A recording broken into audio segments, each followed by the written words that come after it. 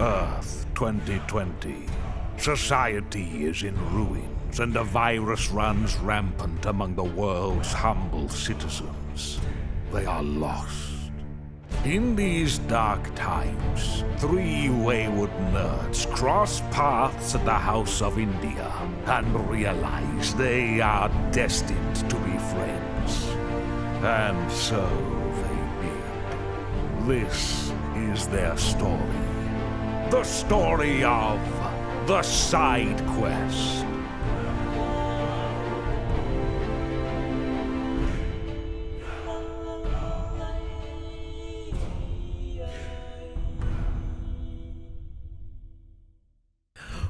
Welcome back to the Side Quest podcast. My name's Matt. I'm BJ. I'm Luke. And you are not subscribed. That's exactly what I was about to So fucking do it.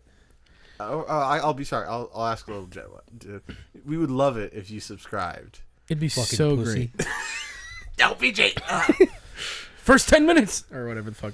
So, Is it do. Speaking of subscribing, we got our first Let's Play out. we did get our first Let's Play out. And Finally. to be fair, the rest of the series, they're bangers. They're absolute bangers. We have to create that energy in the studio again. Yeah. There was something about like that game and Sonic Adventure 2. We were and I've losing our tried, shit. and we've tried on other games, and it just hasn't felt the same.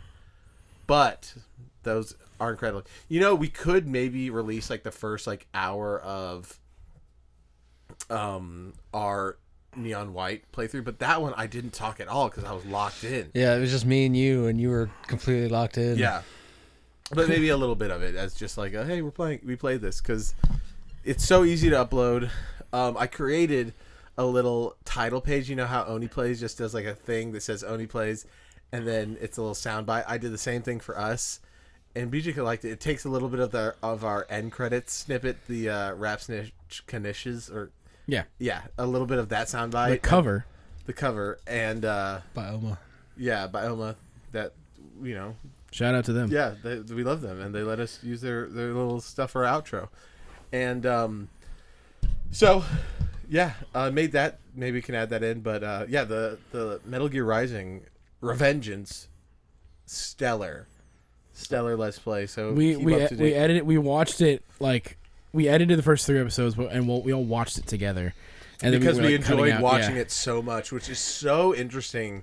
Because we all felt the same way. It was like, this This is really funny. is really fun to watch. I'm like, I want to watch more of it. And that's not saying I don't feel that way about the podcast. I listen to ours every week just to kind of, it just helps to me, and it's good to listen through. Yeah, it's just good. But it's very interesting going back and seeing your first experience with a game that you now love. and I think it is like something that I clearly enjoy. Let's Plays more than listening to podcasts. it's Because I'm like, let me watch more of that Let's Play, and I'll listen to the podcast, but like I'm not gonna re-listen to old episodes again and again. It's Yeah. really funny, like, where we were watching back the footage, and all of us were like, oh, yeah, Matt didn't know the blade mode thing yet. Yeah, Yeah. And even Matt was getting like, I was fuck. embarrassed. Yeah. I was embarrassed to look at that in front of you guys. So, well, the big thing that we're going to talk about is MTAC. We 2 weeks ago went to MTAC 2025. Another world. Another world isekai, and Really good it was pin. good. I think it gets better each year we go. To me, I feel like this year we did a really good job of feeling like a con goer, but also getting footage. And I think that's the most difficult thing, going to a con that we enjoy and being like, hey, we need to make a video out of this. We need content. Yeah. Yes. Even though it's like, I think at the end of the day, the biggest thing is our interviews. It's like, because that's really cool. That's a special thing that's like any person who's going to the convention can just get footage. Yeah. I mean, it was clear that other people just do that. we, at one point in the convention, we were talking to the head of media relations, and somebody was like, hey, do you guys like recognize this one guy? He cut in line and started interviewing one of the guests in their autograph line, and he cut him to the front, and he said he was press. And we were like, yeah, no, I have no clue who it was. And I was like, was it a guy in a JoJo's cosplay? And he was like, yes. And I was like, that dude was all over our camera, and anytime we were filming, he was just running around too. Yep. So, yeah, very interesting. I'd be very see if we could try to find him. Like keep searching like MTAC 2025 coverage. See if we find his shit. Because low key, I'll send it to John and go, hey, found him. Get his ass. Yeah. It's again like being one of the only press people there that are kind of doing what we're doing, which is a little bit of a vlog, a little bit of just content, making content. I mean, we're the only outlet there that does the actual press part of being press. Yeah.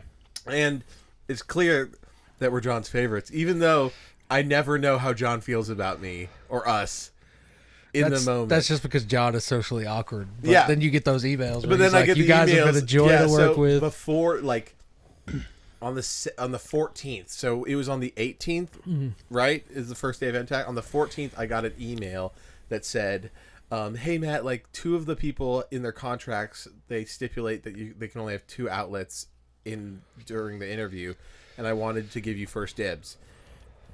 On the 17th, I saw the email. So 3 days, the 14th, 15th, 4 days, 16th. 14th, 15th, 16th, on the 17th, I saw the email and I was like, yes, we would love the opportunity. Thanks for thinking of us. And then he immediately got back to me. He was like, yeah, no problem. I was like, John. Oh, John's the GOAT. yeah, we love Absolute. John.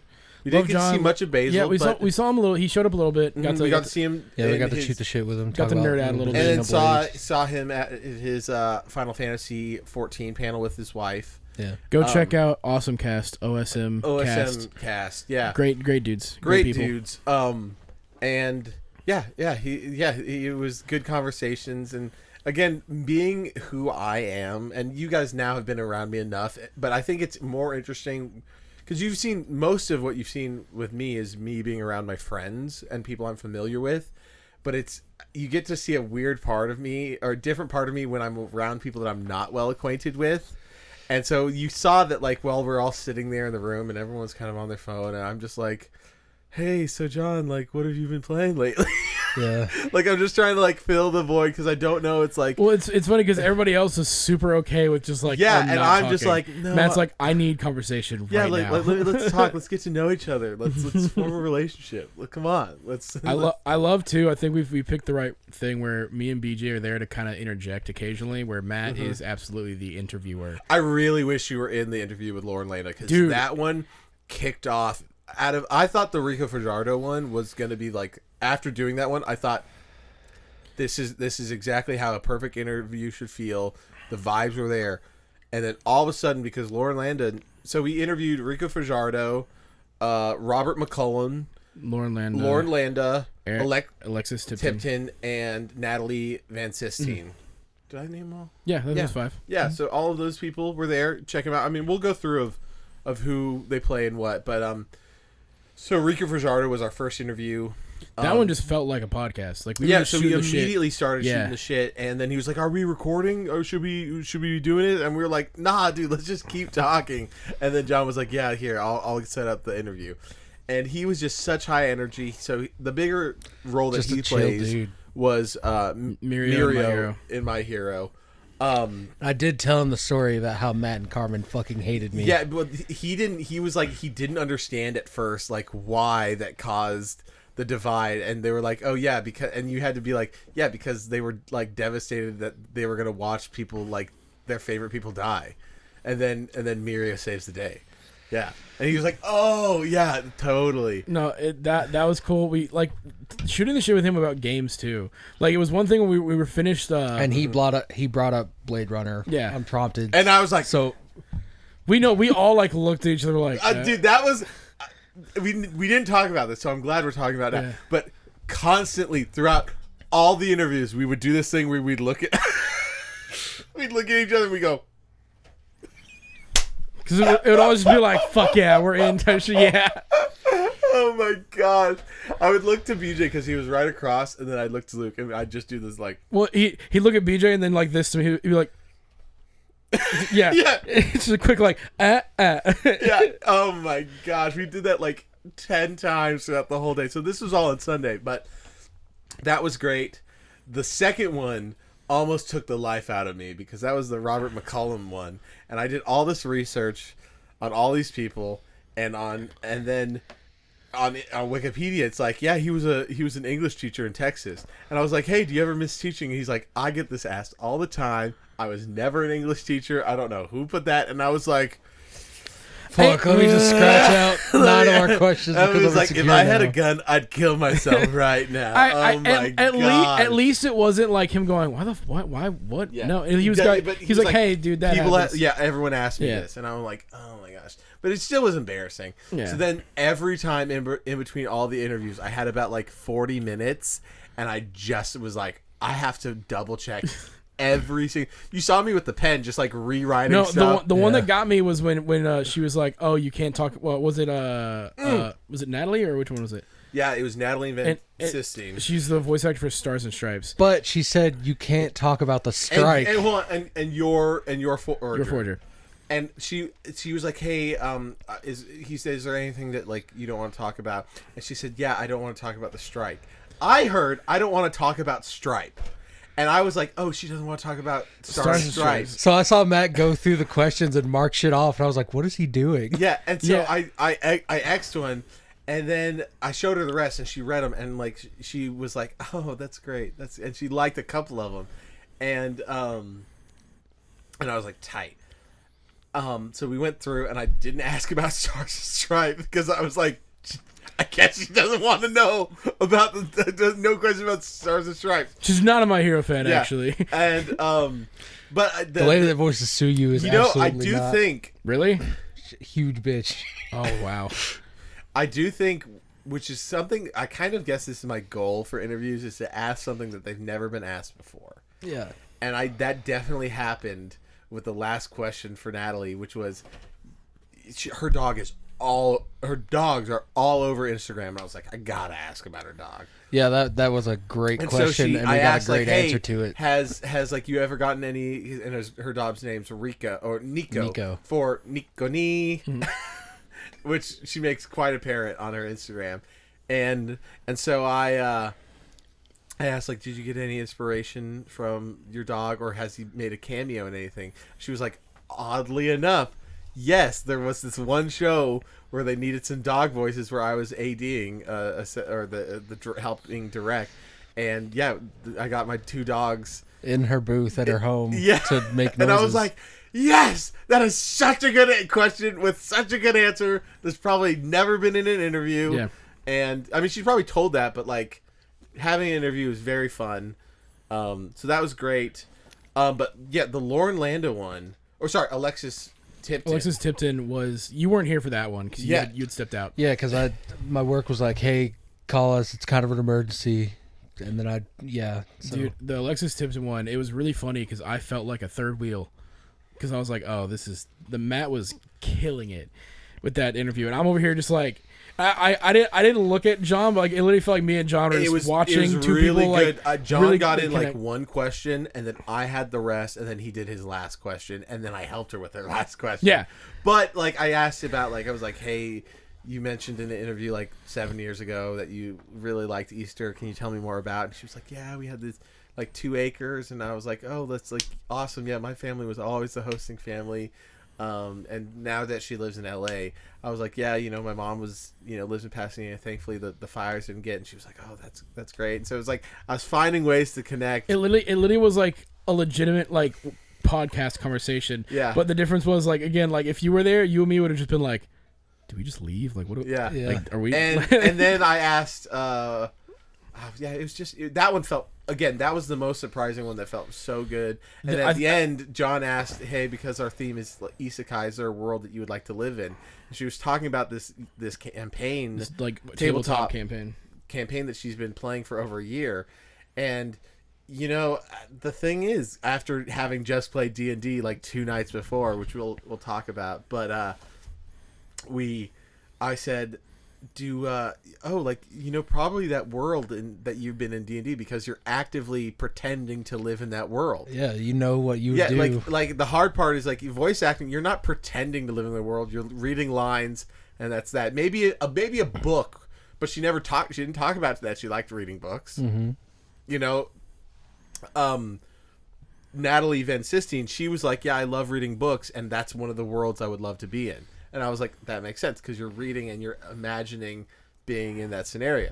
And she was like, that's a great answer. I'm going to use that. And she was like, the D&D campaign, or the tabletop RPG campaign. So, but all of the interviews were great. But we can just start on like Friday. I do like that. The one thing that we did was having enough questions, and then just being like, hey, any of these you don't want to answer, just you can like mark them off, whatever. Because I think it was Alexis who was like, I don't want to talk about like the getting a job at was it Funimation or whatever, because like interning, because she said I got the job and intern at the same time. Yeah, so she was like, I don't want people to think that's the way to get into voice acting, because it's like that's not gonna correlate well. I have to say, my MTAC journey started on Thursday at 5 p.m. when I woke up for work. So I woke up at 5 p.m. on Thursday, went to work at 11, came home at 7:30ish, and then immediately left for MTAC. The sad thing is, I did feel like Sunday was you at your like emotionally brightest. You know what I'm saying? Yeah, because Saturday I was pissed off. Yeah, but you were like like I was like Sunday. I was like, all right, this is normal BJ. He's here, and that made me happy, because I was like, oh, I want the vibes to be here, and they're not. Yep. And Saturday we'll get to that. Actually, Saturday night it was probably by then, because we started drinking early when we got over to Lee's place. We were hanging out, and that felt pretty. We did have a great time Saturday night. Friday evening. Yes. Friday evening. So we get it really just right before I went to bed was when it turned. Yeah. So Friday, we got there at like 11, right before opening ceremony. We got our passes, met up with John, and the whole thing is we could have picked him up there, but we were like, let's go say hi to John. Let's go. Did you see John's face light up when we walked into that room? Yeah. That made me feel good. Yeah. Again, sweet guy. It would be fun to actually do a podcast with them. Yeah, just have them over, go hang out with them sometime. Yeah. Or, I mean, another easy thing is just like figuring out a way for us to just do like a Zoom Discord. Because that way we could even do like guests, like actual guests. Because that's the thing that John and Basil do. They just like message, and they have connections with like smaller time voice actors, and they just talk to them on Zoom. I'm sure there's a way to do it through OBS and Discord where we can record. Oh, well, OBS can record anything, but I'm sure there's a way through Discord to do it. Because we can do it because obviously we'd have to have a Discord where they can see us and we see them type thing. And so we could have it where the OBS can record the screens of both of us, and then it might just take. There's so many bots for Discord that are so good for like recording and that kind of stuff. I mean, we had the one that just records a Discord call, and each person's is a different Audacity channel. Like that's like the way it breaks it up like that. Yeah, that was so good. So tight. That's how we got to interview Jack. Yeah. Yeah. And I want to get him back on if we could. That'd be great. Yeah. I don't know what he's doing for work. I haven't texted him since. I was gonna say see if he wants to come back. And I don't know if he can necessarily talk about working with netties and stuff. Yes, he totally can. Well, I mean, like I don't know how much. Can now. Well, yeah, he totally can now. But the NDA does not apply. Well, I mean, I don't know how much of that he wants to like also because maybe he knows people who also got fired who are giving him jobs or whatever else. I don't know what bridges he wants to burn. We're not gonna ask like, hey, spill the the bad tea. I love talking to Jack, regardless of if he talks about his job, because he fucking likes cool shit. He's just so passionate. I want to hear. I want to hear him. I want to hear him like rip us to shreds for our top 10 video games of all time list or whatever. Because apparently he had some fun opinions. Things. Yeah, he was like, "Y'all are crazy," and I was like, half of it though, I was like, "Dude, I got outvoted. I'm sorry. Like, I'm sorry." What was it that you got outvoted on? That was like the worst one. Red Dead. Yeah, right. Red Dead. That's still one of our best clips. Yeah, because Matt just gets owned. Yeah. So Friday we get to MTAC opening ceremony, which was cool, and then we immediately were like, let's just get the dealer rooms out of the way of like actually shopping there. Yeah. So first day we did it, and I was like, we can go film some more stuff in here, but like I'm looking for stuff I want to buy today. Yeah. Because Friday's a slow day because people are still at work. Sunday I actually think is not as slow as Friday. Oddly enough, even though it ends earlier than Friday, but Friday I feel like starts early and a lot of people are at work. Yeah, I agree. So we go to the dealer room, and if you have seen our other videos, you know about It is such an underrated video. Like, now that I'm thinking about it, our episode on each of us talking, The problem with that though is that your mic was fucked up the whole time. It was, yeah. So you're telling a very interesting story, but the But audio I'm saying is the shit. episode though, absolutely banger of an episode. I'm sorry, you'll have to. I would love to do another Yes. list. Like we all bring something in, bring talk something about to it. the table because it's like a mini presentations. We don't have to do a whole thing. I wrote a paper out because I can't function without that kind of stuff. But I at least need to have like bullet points. Yeah, Yeah. 'cause I had we notes should on my do phone. one about crossovers and how they happened. yeah, That would be a good one. that Yeah. would be a good one. So we did a That episode. would be a good one too. That was a really high pitched bark. I think he does that when he gets surprised. I'm gonna go check. Yeah. So yeah, Friday. Well, Matt's doing that. We got there Friday, got our badges, filmed with stuff, and yeah, dealer room. We were like, we got in. Obviously, the first thing we had to do was the Manhunt 2 thing.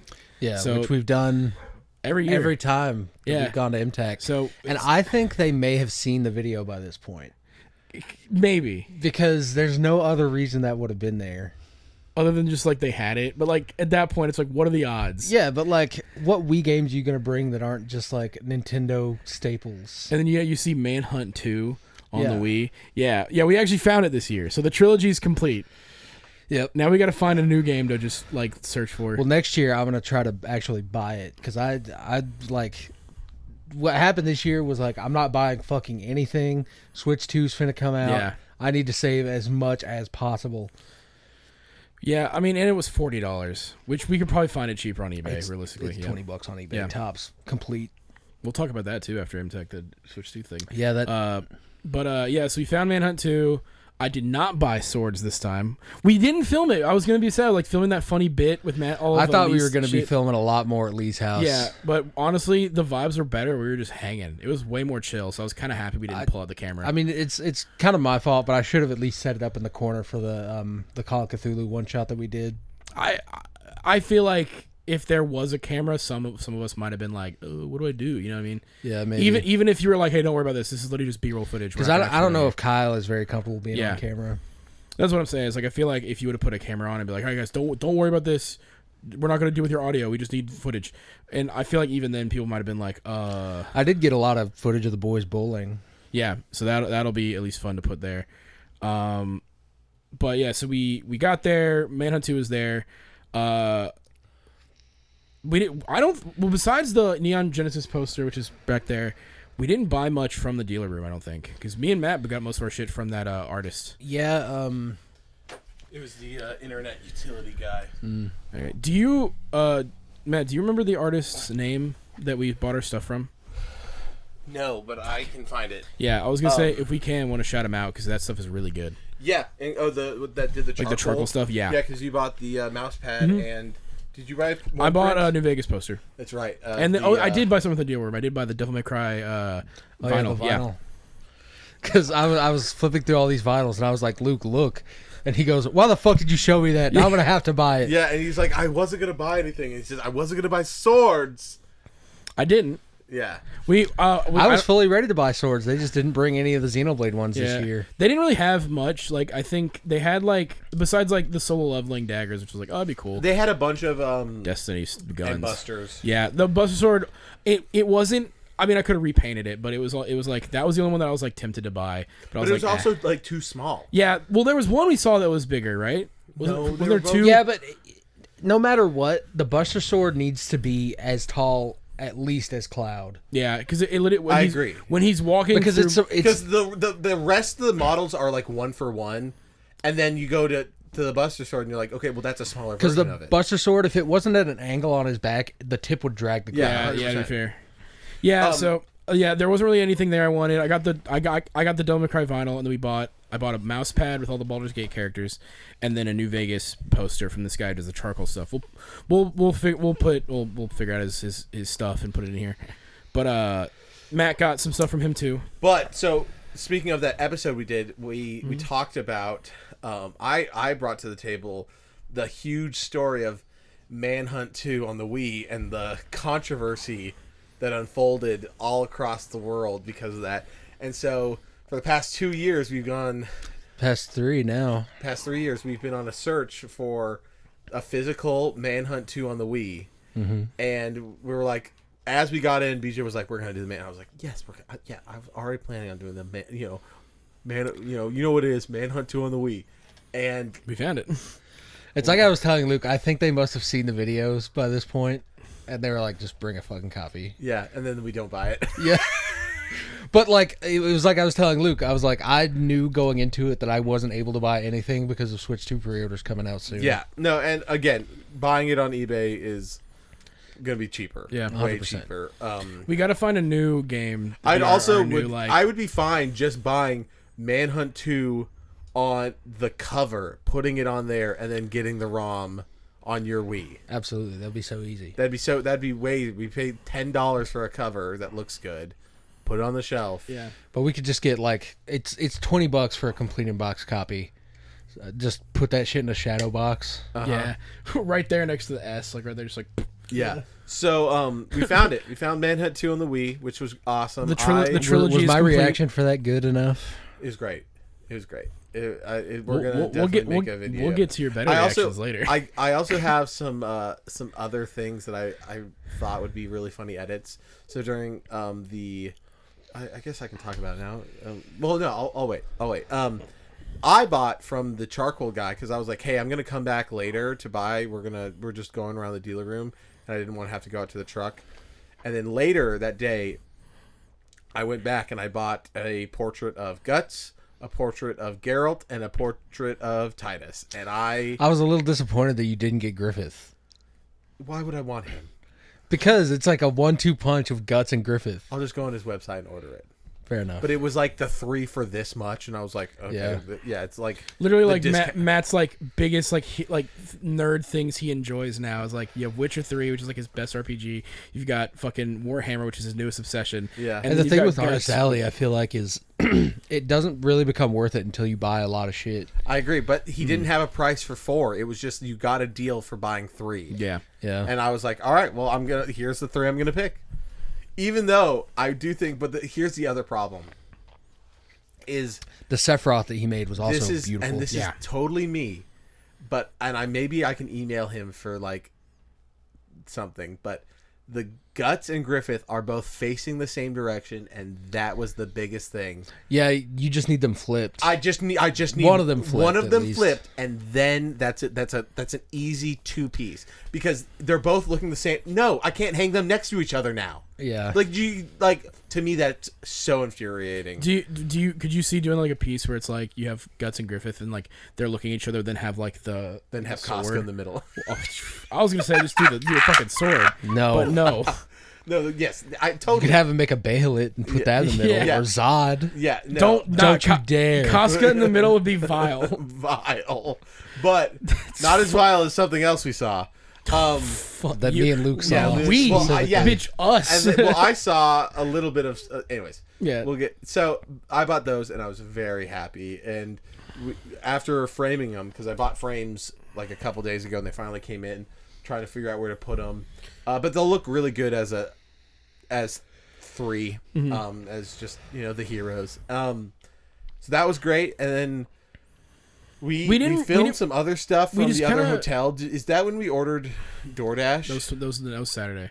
That was Saturday. Yeah, but we did head over there just to visit Grant and Ben. So I had a Grant and Ben, and then we didn't. And Ben was very sweet. He was like, "I've been watching all the episodes. You guys are getting better and better every time." Love Ben. Yeah, shout out to you, Ben. That was great seeing you. Yeah, we're like now I said, knowing that because the only people we know that regularly listen is like Millie, so we can talk to Millie.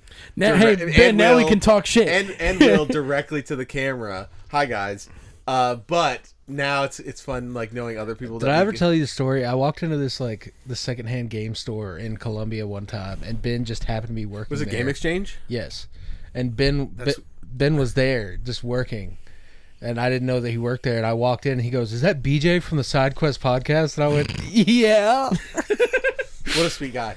So yeah, we just started talking, and I think we stayed in that room for like 20 minutes. Yeah, just shooting the shit with Ben. Yeah, so. That was alone was like, I want him on the pod because that'll be a good. It would be fun. Me and Ben recorded the podcast, and then we lost the audio to it. so it's just gone. But it was a great episode. Getting Ben and maybe Grant. That would be awesome. That would be awesome. I I guess Grant lives near Franklin. Yeah. Yeah. Yeah, because saw him at Kroger. That was weird. I would love to have Grant on. I still, if they're cool with it, I do want to have Taylor and Joey on to talk GameStop horror stories. Yeah. One of these days. I just don't know. I know Joey's super down to do it, but I don't know if like Taylor would be. You know what we could do is we really need to solidify our like Discord, Like the side quests and like actually get people and actually we could just get him in Discord to do it.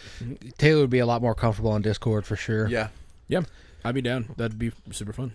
because how we could still do it is still our normal video, but then in the corners have audio wavelengths of Joey and audio wavelength of Taylor, so they don't have to be on camera, and then just do it that way. Yeah. Because I know how to do the audio wavelength visualizing. And that worked really well in the Let's Play too. Oh yeah, felt- was I Just actually that, like filling yeah. out the corner where nothing was happening. that was kind of sick. Yeah, I like that. I also like your idea of like no, we like I like that we need to do it now for every Let's Play we put out where the SideQuest logo is somehow integrated into what's happening. So like, oh, Raiden cuts a thing, split it. Yeah. Oh, Yeah. there's the thing happen. Here, put it on that billboard right there, or like I some did. shit. I wanted to bring that up, but I didn't want to create more work.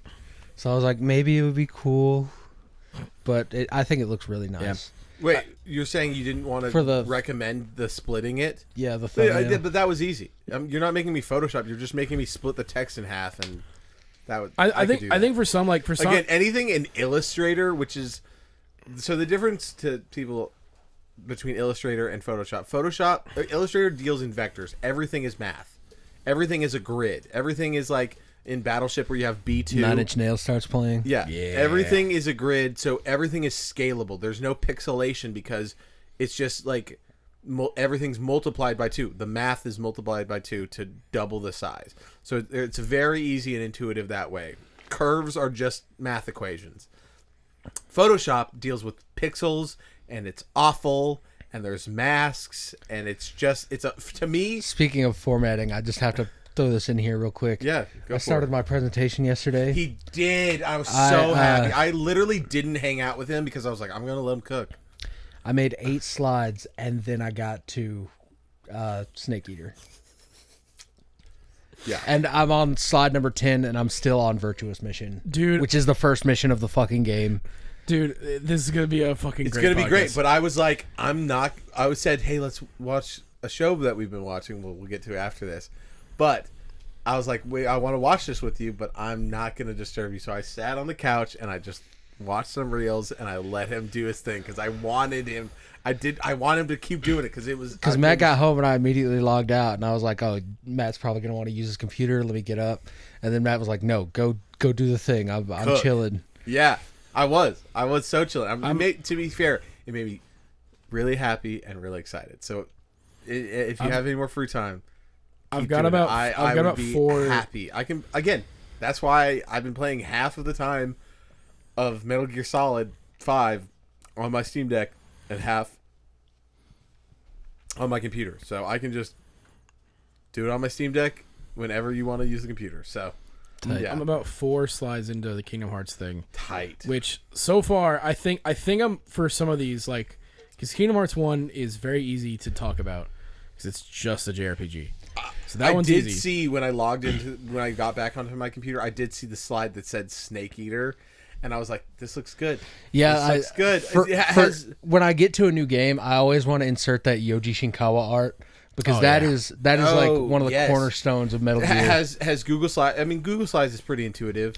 Yeah, absolutely. Yeah, it's super intuitive. The thing is, I'm not doing the thing where text just appears when I click a button. It's just all going to be on the slide. Okay. And then you guys are just going to sit there and listen to me read it. Yeah. Just look at me if you have to. Yeah. Because I have visuals put in there. There's not a lot that I can really do with gameplay footage.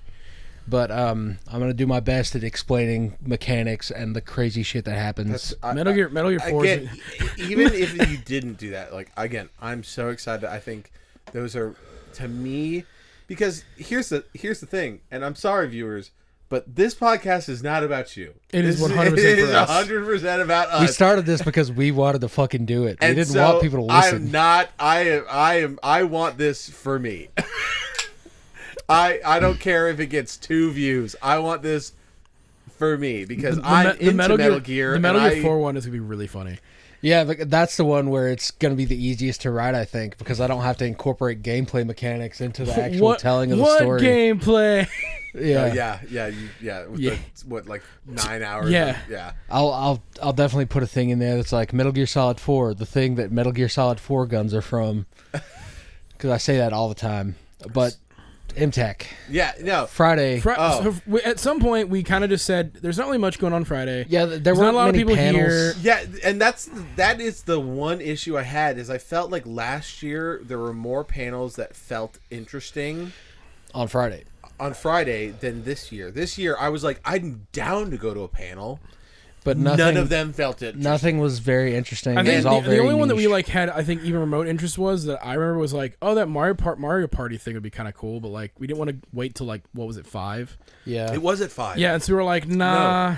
And so we kind of just walked around for a bit, and yeah. we were like, hey, we're gonna come over. We're gonna go to Kroger and pick up some food.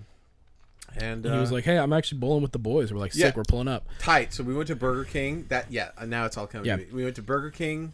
No, Wendy's got some Banger Dave's burger, which is not who the fuck is Dave? Just saying. Who the fuck is Dave and who the fuck is Wendy? Yeah. Like Wendy right. is the guy that created Wendy's daughter. Okay. I know that, but maybe Dave is the guy? the actual guy. I don't know. Well, I don't know. I was I'm not about to that say maybe steeped in Dave and Wendy's Wendy lore. are a couple, but Hold on. Still on. maybe. I mean, back in that day, it could have been easy. So we did He's that, dead. and We then we went bowling, and you know what? Because I know he doesn't listen, which is his own fault, but I beat not the snot. I beat Kyle, and that's all. I beat Kyle has been practicing hardcore. And He you did has beat been him. practicing. He has his own ball, He's got one of those little fucking Big Lebowski things too. and I beat him. I beat him. And I still haven't seen that movie, and I'd love to see it. I got some footage of the bowling. yeah, so did I. That was. I actually have a couple footage. A couple footage. Because I was sitting where Avery had like set his beer, and I set the camera down and got people bowling. Yeah. That was fun. And so just hang out with the boys, Kyle, Avery, and Lee, all there, and you know it's really nice for me, especially I think for you, Luke, hanging out with that crowd, because they have become a very, I hang out with them They're almost staple. Yeah, almost every day, and I think it's definitely has to do with me and my being an extrovert. And like really being like, oh, Discord is just feeding that energy, and helps me feed that energy, and so I'm in there all the time, and I'm always talking about the podcast, the boys, and it's nice when the two meet up and vibe. And I will say the 3 great pleasures of my adult life are this relationship in this room, being able to play video games wherever the fuck I want, and hanging out with my buddy Lee. And I never get to do that. I know Lee. So we love Lee. Big shout out to Lee. Lee literally said the one of the saddest things, and this isn't putting him on blast, but I remember this. Yeah, is that he goes like, you come over, I'm with you guys, I feel like happy, and I don't have any worries, and then you leave, and I was like, Lee, don't say that. I do. And then you leave, and I was like, "Oh no!" Honestly, big shout out to Lee also for just letting us stay at his, he was his home. place. We were the first people to come over to his new apartment, which baffles me. It was genuinely good hosts. When I heard we were going over there, I was like, I know I got to do something for Lee, so I grabbed one of my Amber Nicks, and I was like, because he'd been talking about wanting a Game Boy SP. I asked him, and he's been playing. That's good. I'm glad that he really likes it. Yeah. So he but I gave it to him, and he was like, "So you're just gonna like let me play this all weekend?" And I was like, "No, that's yours now." That was the sweetest thing I've ever seen. So lovely, so much love for Lee, guys. Check him out, Traveling DM on Instagram. He's a wizard, and we love him. Genuinely, we're gonna see him again at Ren Fair next month. Can't wait for Ren Fair. When is it? The end all of month. It? Just all month. Okay. If that might be harder to ask off for, but I'll try. If y'all can figure out a weekend or whenever. I mean it's every weekend. I'm saying like in May. One of those I can try to do if everybody can get together. I mean I know Lee's gonna go multiple weekends, But I'm gonna have him over for one, and I'm gonna try to get other boys to come through. Like if they all carpool. My dad really wants to go now because he got this like Viking Hell yeah, Braveheart dude. costume. Hell yeah, dude. I need to add a little thing. So, Tennessee Renaissance Fair has an official, I think it's Instagram account. And this girl pops up and she goes like, "Hi, I don't know her name. Hi, my name's Shelby. And I'm like the new like media handler here or media person like for Tennessee Renaissance Fair, and we're so excited to have you guys come out, blah blah blah blah blah." And then I went in the comments because I knew what I was gonna say, and they're like, "Bring back alcohol." And I was gonna type in "bring back beer," BBB, and I opened the comments and there was only like 35 likes and like 7 comments. 5 out of the 7 comments were about bringing the beer back. It's a Nintendo drop the price. Oh my gosh, dude! And I saw that and I was like, yes, people know what I'm talking about. Bring beer back. Bring beer back. BBB, bring beer back. Yeah, triple B's. So, but yeah, we'll see him then. So we went there and we're hanging out. Kyle comes over. Ezra comes over. We made some dinner. And good dinner, by the way. It's really good pork. Appreciate it. Yeah. We're having the same pork, but with the casserole that I'm going to make. I'm about to tear that hash brown casserole up. I was like... Your opinions are going to change of me tonight when you see me eat hash brown casserole. I'll fuck with hash brown casserole. That's just so good. It's so good. And so we... There will be no leftovers. We... Absolutely not. We were hanging out, and out of nowhere, who said it? Somebody said, like... I think it was me again, because I know when you plan to do tabletop and then you get in the situation, nobody actually wants to do it. So I always have to be like, we're doing it. We played Call of Cthulhu. No. It was Kyle. Really? It was 100% Kyle. I know BJ was the one who was very, at least of us three, Kyle was like, hey. Because Kyle said, let's run a one-shot. Wasn't it? I'm pretty sure. Well, because I was already drunk at this point, so I'm not totally sure. You had. I'm always adamant about it. You had sat down and started because we were like, "Are we gonna do one shot tonight? Let's do one shot tonight." And you started the process of building the one shot. Oh, okay. No, you know. So BJ did say, "Let's do a one shot." Kyle was the one after I had done everything and we were hanging out. He was like, "So are we gonna play? Yeah, are we playing?" That's what Kyle said.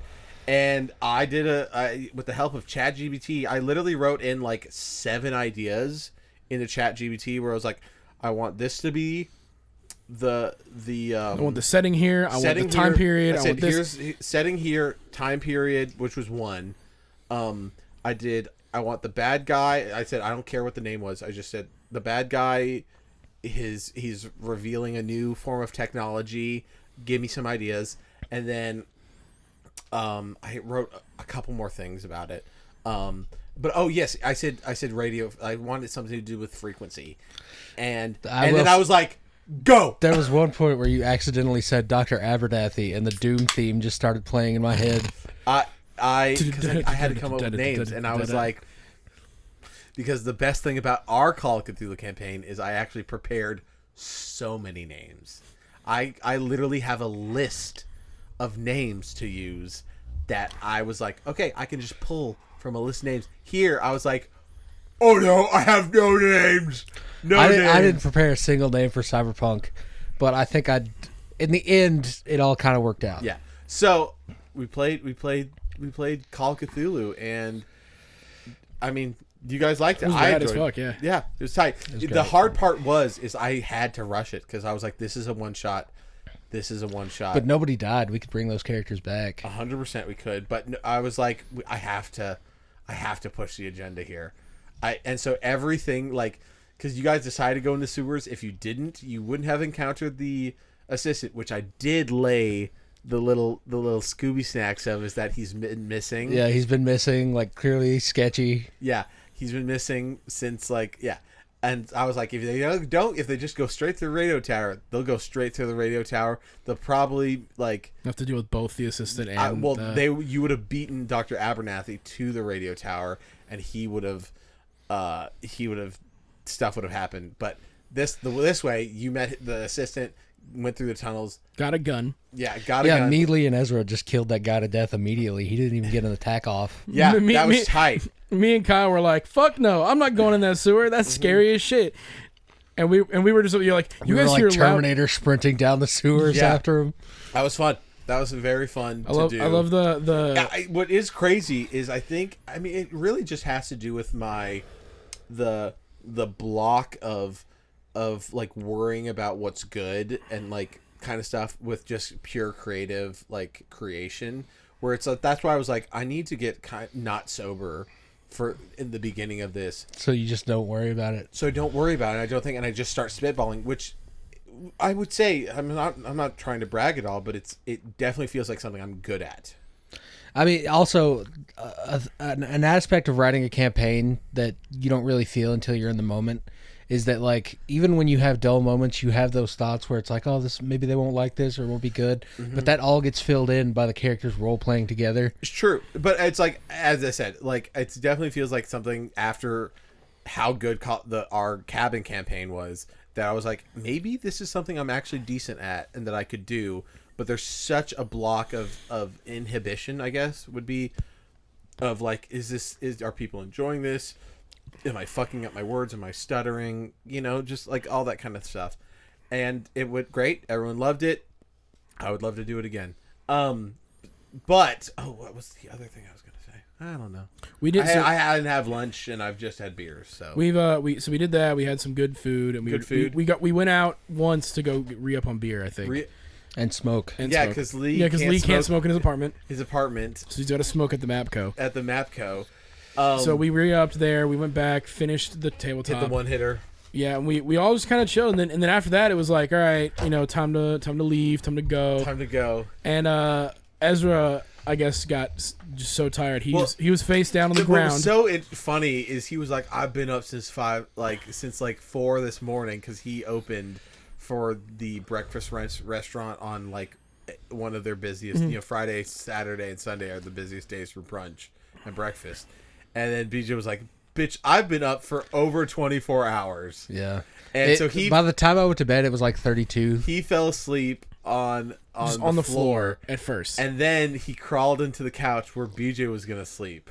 And we were all like, oh no. Well, like literally, there was a solid moment where I just stood there and stared at him, and then I was like, "Give me a fucking blanket. I'm gonna go sleep on the fucking floor." And then Lee got the courage to be like, "Hey Ezra, like come sleep in my bed. Come sleep in my bed." And so then they shared the bed. Yeah. Lee didn't get a wink of sleep, and then. I felt so bad because I was like, I know BJ was gonna do that. I was like, I would have been fine with the floor. Yeah, Luke was like, after you were in there, he was like, should I tell him to come sleep on the couch now? And I was like, I don't know, is he already asleep? And I was like, I don't know. Yeah, I was like, fuck. I was like, okay, I guess I'll sleep on the couch. Cause like, I was fully ready to just be like, hey, whatever air you can get in that air mattress, I'll take. Yeah. And so. That happened, but BJ did not know that Ezra and Lee slept together. So we get up, Ezra's already gone. Well, no, he was still there. Yeah, was he? Yeah, he was still there. Yeah, because I walked out and he was like, "You sleep okay?" And I was like, "Yeah, I bet you fucking did." Yeah. It was like legitimately like uncomfortable, awkward. I remember that now. Yeah. I wasn't talking to anybody that morning. I was so angry. Yeah, I was like, BJ, I have food for you. This is the only solace that you'll have this morning. Yeah, and then like most of Saturday, because like we did a lot of filming that day, but like that was the day that felt so good as a congoer, because we sat through the entire voice actors panel. Really good panel, genuinely really good fucking panel. The best voice actor panel they've had, I think. I agree, because we've gone to the other ones. Well, actually, the first year I didn't go to the second one, but you guys did. The first year they didn't have it. It was just they had individual panels for the voice actors. No, it wasn't the first year. Was Bo Billingsley and like that crew? Yeah, they were all up there, but that one lady just monopolized everything and then didn't show up. But that was year one. Yeah, because I didn't go to year two because I was at the wedding. And then we went to the Bo Billingsley panel individual. Yeah. Yes. Okay, you're right.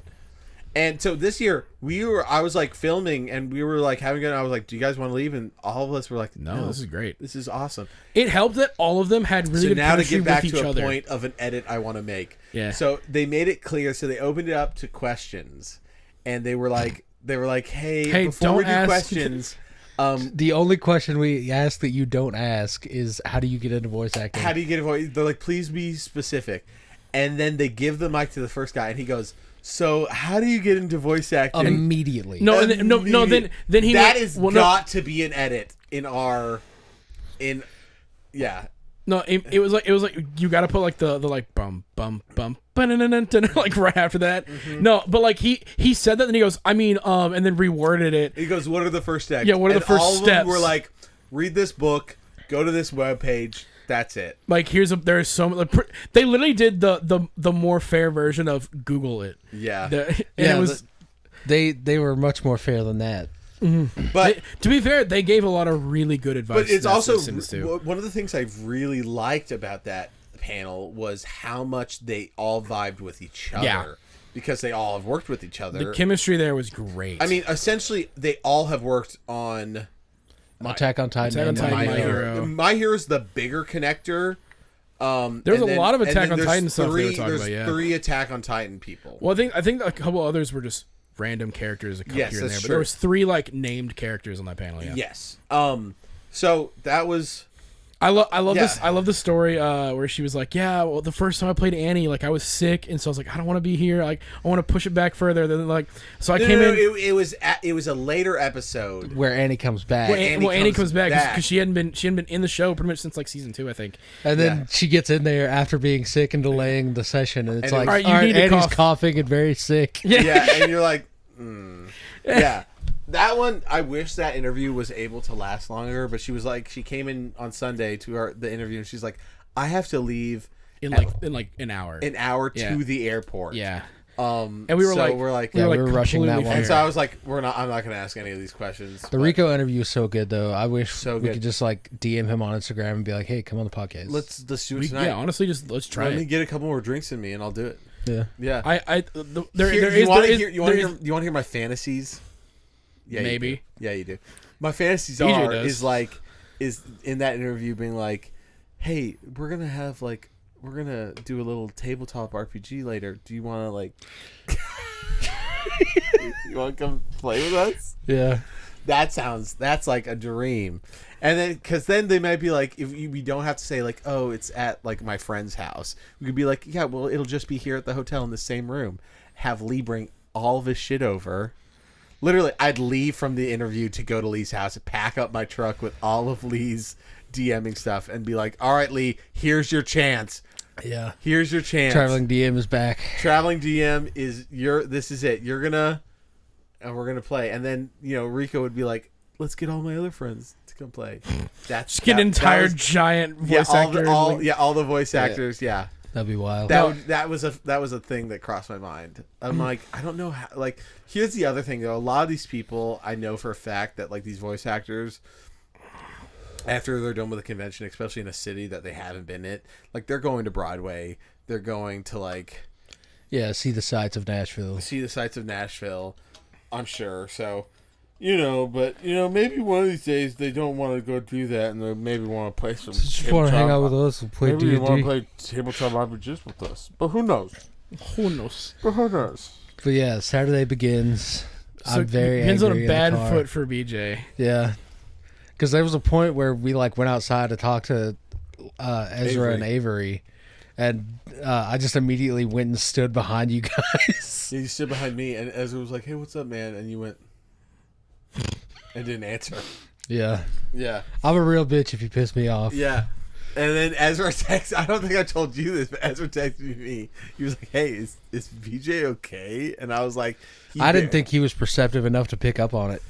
I said he like barely slept last night, and that's it. And then I texted him later. I was like, at night when we were hanging out with Leo, I was like, he just started acting like himself. So that's definitely it. Just trying to like make peace and not trying to It's really funny that this is now again. It's a clearly affected BJ in a negative way more so now, but like Ezra just passing out after D&D. Now BJ goes, oh, well now this fucks me up immensely. I've said this before on other podcasts, but it's great to know that it's not me anymore. It's just Ezra's the problem. Yeah. So That first Traveling Dim podcast is still so, in hindsight now, is still so funny, where it's like, oh nah, it hangs up, gets out, and we're like, oh, okay, yeah. Now knowing so many things about Ezra, it's like, what a pussy. For real. So we Saturday happened. We hung out with Lee and we had the rave, which I didn't realize started 2 hours earlier. So next year, 9:00 rave time, rave o'clock, because I saw the videos of right when the rave started, Packed almost to the back. Yeah, we clearly got in like more towards the end. So yeah. Yeah, I remember when you said we're gonna go at 11. I was like, okay, I'll just drink until then, I guess. Yeah. And then when it was time to leave, we were like, "There's no more Screwball. There's no more left." Screwball." And BJ's like, "Yeah, I was drinking it I'm all." sorry if you put me in a room with Screwball. The Screwball is not gonna come out of that room. It's fine. We got 4 Locos and Twisted Teas, which did the job. Yeah, did the job. And I sobered up real quick, but we'll get to that. So yeah, we went the to rave was really good. We were dancing. It was fun. There was a little. The DJs were awesome. Yeah, they were doing some bangers. Yeah, absolutely. I have the video of us singing to the Pokemon intro. Yeah, so good. But then there was a point where it was like, all right, let's take a break. We're tired, whatever. And then we went back out. Break and a drink break. Yeah, went back out to the truck, and then me and BJ were like, hey, we're gonna go and maybe get some footage. Just go check out the after hours of the thing. And at first, did we go to the? We went to the screening room first. Yeah. There was a bondage thing going on, but that's always packed if you don't get there. And the guy was like, "Yeah, we're not letting in more people." And I didn't want to pull the like, "Hey, we're pressed, let me in" kind of the shit, because it was like, okay, but there's no footage. They also would have been like, you can't fucking film in here. What are you talking about? And I'm like I just want to check it out. And I bet the guy. To be fair, he was really cool. I had been talking to him, and he was like, because when we left, there was a fight that broke out between the security. I thought it was between just a random dude. No, it's just one unhinged security guard fighting other security guards. Fighting another security guard. Oh, it's 2 security guards? Yes. And he was like, he grabbed him by the collar, and the guy was like, don't touch me. Don't touch me. And then another security guard grabbed the guy who touched the other security guard, and he was like, let it go, man. Just let it go. Oh, my. And I was like, I filmed the aftermath of it, because I was like, I got it. We didn't see that because we were watching something else. So we ended up. Let me interject quickly. Okay, sorry. So one of the things that you did miss, though, is one of the last DJs that got up. Some random dude jumped on stage and like dapped up the DJ, and he was like, and then some dude, which was clearly just like a volunteer staff, came up and like grabbed the guy by the shirt and dragged him off stage to the left. But if you know how you can't exit from the left. You only exit from the right. Enter and exit from the right. You can exit from the right, because that's where that little door is, where they have the yeah, it's like the little green room of that stage. Yeah. And so he takes him to the left, and then like 10 seconds later, you see him walking him back across stage to the right and throwing him out. I was dying laughing, and the DJ was like, and the guy was like, let's go. Anyway, but BJ and Luke have a very interesting story. So we started off by like, hey, let me preface this by MTAC always has a screening room. Because I'm going to be bleeping a lot of stuff. Okay, all right. Yeah. MTAC always has a screening room where they show like AMVs and shit, and it's like usually you just go in, sit down, and watch some anime for a while. But at night, that turns into the hentai screening room, and I'll let Luke take it from here. So me and BJ, I guess we got tired out from dancing. We just wanted to like explore the. Yeah, we're fat, and we wanted to see shit that we'd never seen before. Also, oh boy, did we! Yeah, boy, did you! So first of all, they're showing this anime in the hentai room. We go there and we sit down. Now, if you're an anime fan, you might have heard about an infamous anime called Redo of a Healer. I'm an anime fan, and I had not. He has not. I have heard about it. I've never seen it, but I keep hearing terrible shit about it, because it literally is just the most incel edgelord fantasy of like this guy. Is it? It's this loser who gets like beat up and called names, and so he gets revenge on the whole kingdom by being like a fucking rapist and a just awful person. Yep. But yeah, so we sat down and watched that. It starts off with a fight scene, so we're like, where's the like, where's the hentai? This is kind of annoying. I'm shocked we didn't get up before then, but I feel like there was a part of us that like there's got to be some. No, we were here. like, we're gonna sit here until something happens so we can get a little bit of content out of this. So, we sat through it. Fight scene happens between the healer character and this like princess knight or whatever the fuck.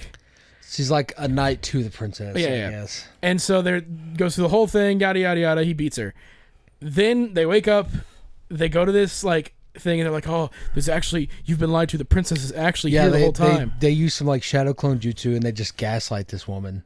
And then she's like, "I've been, on the wrong side. The princess is alive, and apparently they have a history because they show that like one little flashback of her helping him up or some shit. And she's like, I betrayed you. Oh no, let me make amends." And then immediately it's like they start making out, and they do the thing, which is the first reaction I got at BJ is the saliva like chain. Well, yeah, they kissed, and then the saliva that after their lips was so much. Yeah, and that was I think that was the first reaction. So I'm filming this, and I keep cutting to BJ constantly, and BJ's is like, or like what, and like looks at the camera. Yeah, because I was like, let's go in here and I'll fake some reactions. Didn't fake a single one. Yeah, after I had learned what the story was, I was like, this can't be real. So we keep going, and there was I counted. There's 3 people in that. Well, there's 2 in front of us. And they were like there was cuddling. 2 next to us, and one was not on the camera, but there's one like kind of front row. One front row and 2 couple front of you. cuddling in front of us. Yes, by the way, that's the 3 that are on the camera. And so that happens. Basically, this dude just borderline her, and it's fucked. And he breaks her. She was like, "I want to repay you." It was gaslight. But he her. That he breaks her. They show the blood coming out. That part is the funniest reaction. He goes, "Yeah." BJ's actually like, "What?" They keep going. Hands on the head. Yeah, they keep going. And my favorite one is BJ is literally like, just like that. Yeah. Luke turns the camera, and I'm just. So I get all that. We do that, and we're like, "Holy fuck!" And we're laughing at it.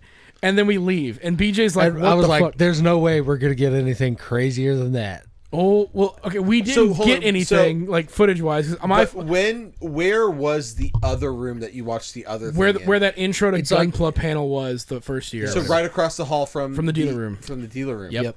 Okay. So we started walking back. It's like there's gonna be something else. Just started walking. Yeah, and after you that. saw? Well, no, so we went to the courtyard first, which they had another little dance party going on because there was a DJ there. People were just hanging out. It was whatever. We're like, all right, cool. So we just kind of hang out there and we're like, let's see if there's any footage we can get here. Not much. So then we just started walking around, seeing what other panels were. And then we saw, was it Hentai Kink? Yeah, it was like kinky hentai. And I was like, oh, that sign says kinky hentai. And there were 2 female security guards outside, and they were like, you guys want to go in?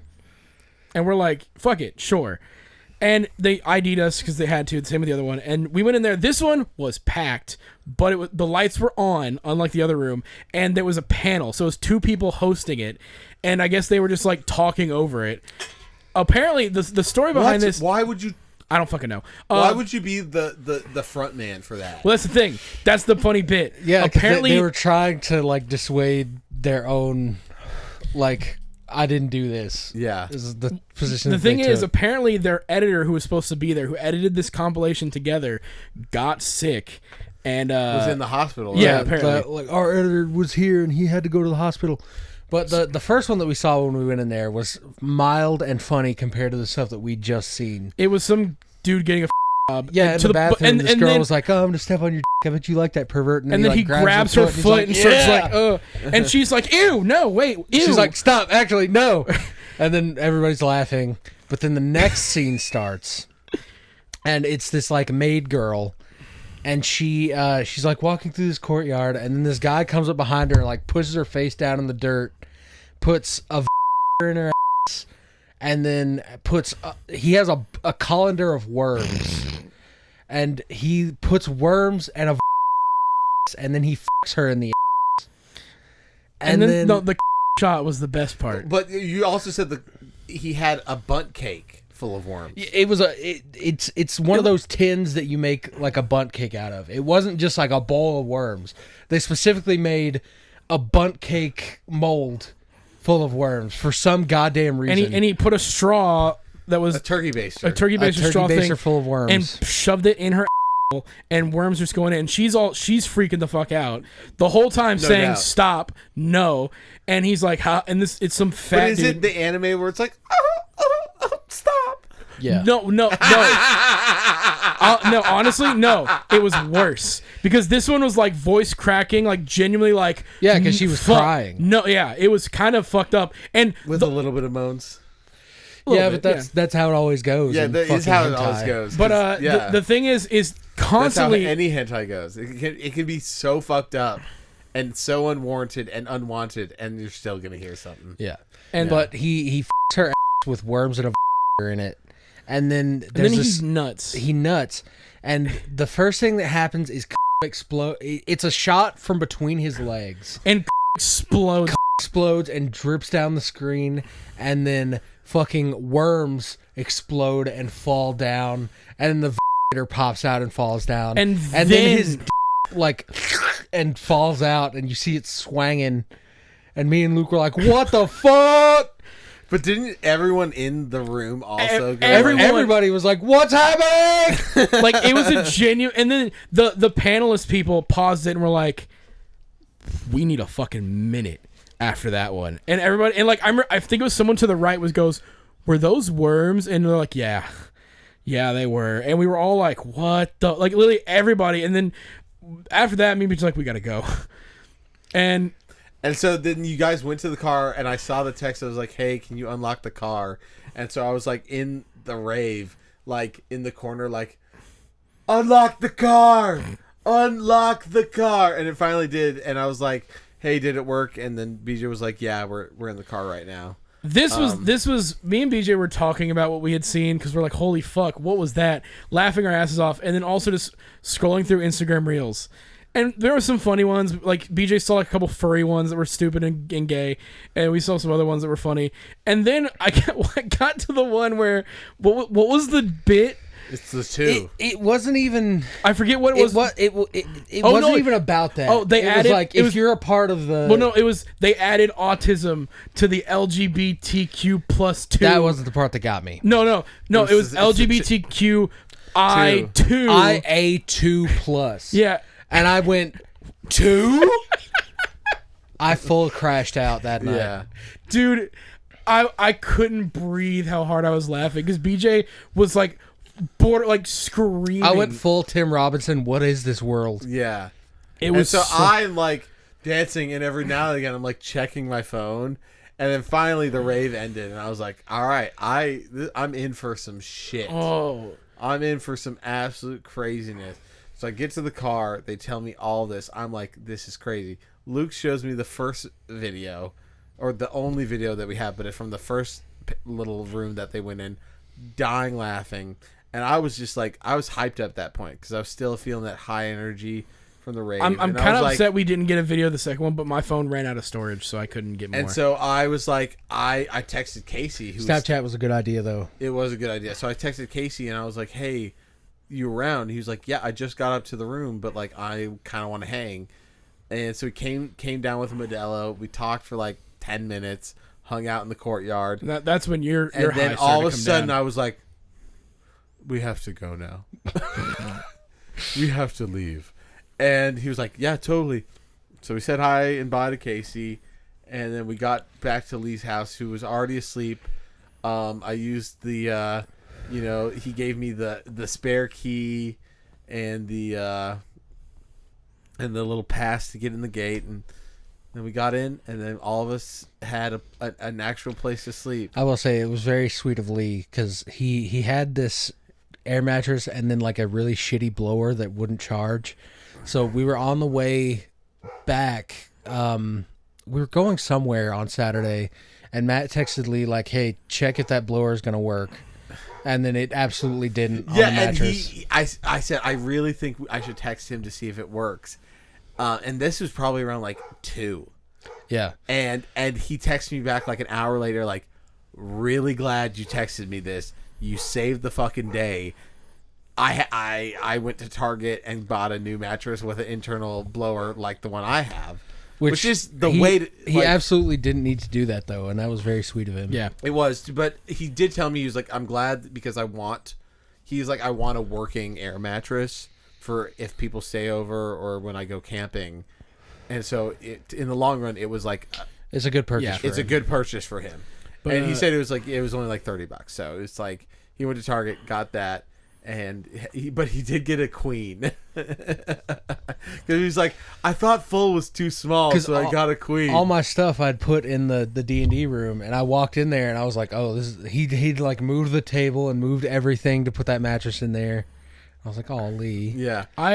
Originally I was like, hey BJ, I'll take the floor tonight. If we can't figure out the mattress thing, you'll be fine. You can have the couch. And he was like, all right, cool, thanks. And then we get there and it's like, yeah, I was like, BJ can have the mattress because that's gonna be clearly the more comfortable option. Yeah, so I was like, I'll take the couch again. I slept really well, but the problem was, Big shout out to Matt. Big shout out was to Matt. in like the kitchen. The first night I was in the kitchen. I literally in the middle In of the the middle of the kitchen. kitchen. In the middle of the kitchen. I woke up Saturday morning with Lee like getting things out of the kitchen, and I was like, hello. And Saturday I was like, I'm gonna move it out of the kitchen, so if Lee wants to like get anything out of the kitchen, he doesn't have to move around me. But that meant I was closer to the couch where Luke was, and like the material that the air mattresses are made out of. On these, they had like a felt on the top, Yeah. but on the bottom it was still that rubber. So consistently, Anytime I moved, anytime it you would- moved, yeah. And I was like, oh, I'm so sorry. And so the first night I told Luke, I was like, hey, I'm going to just put on some like Skyrim sleep music. And he was like, tight. I love that. The second night I was like, hey, I'm going to do the same thing. And I was still too squeaky for him. So Luke I put on my earbuds and was just like, all right, I'm going to throw something on. Because it would be like, do.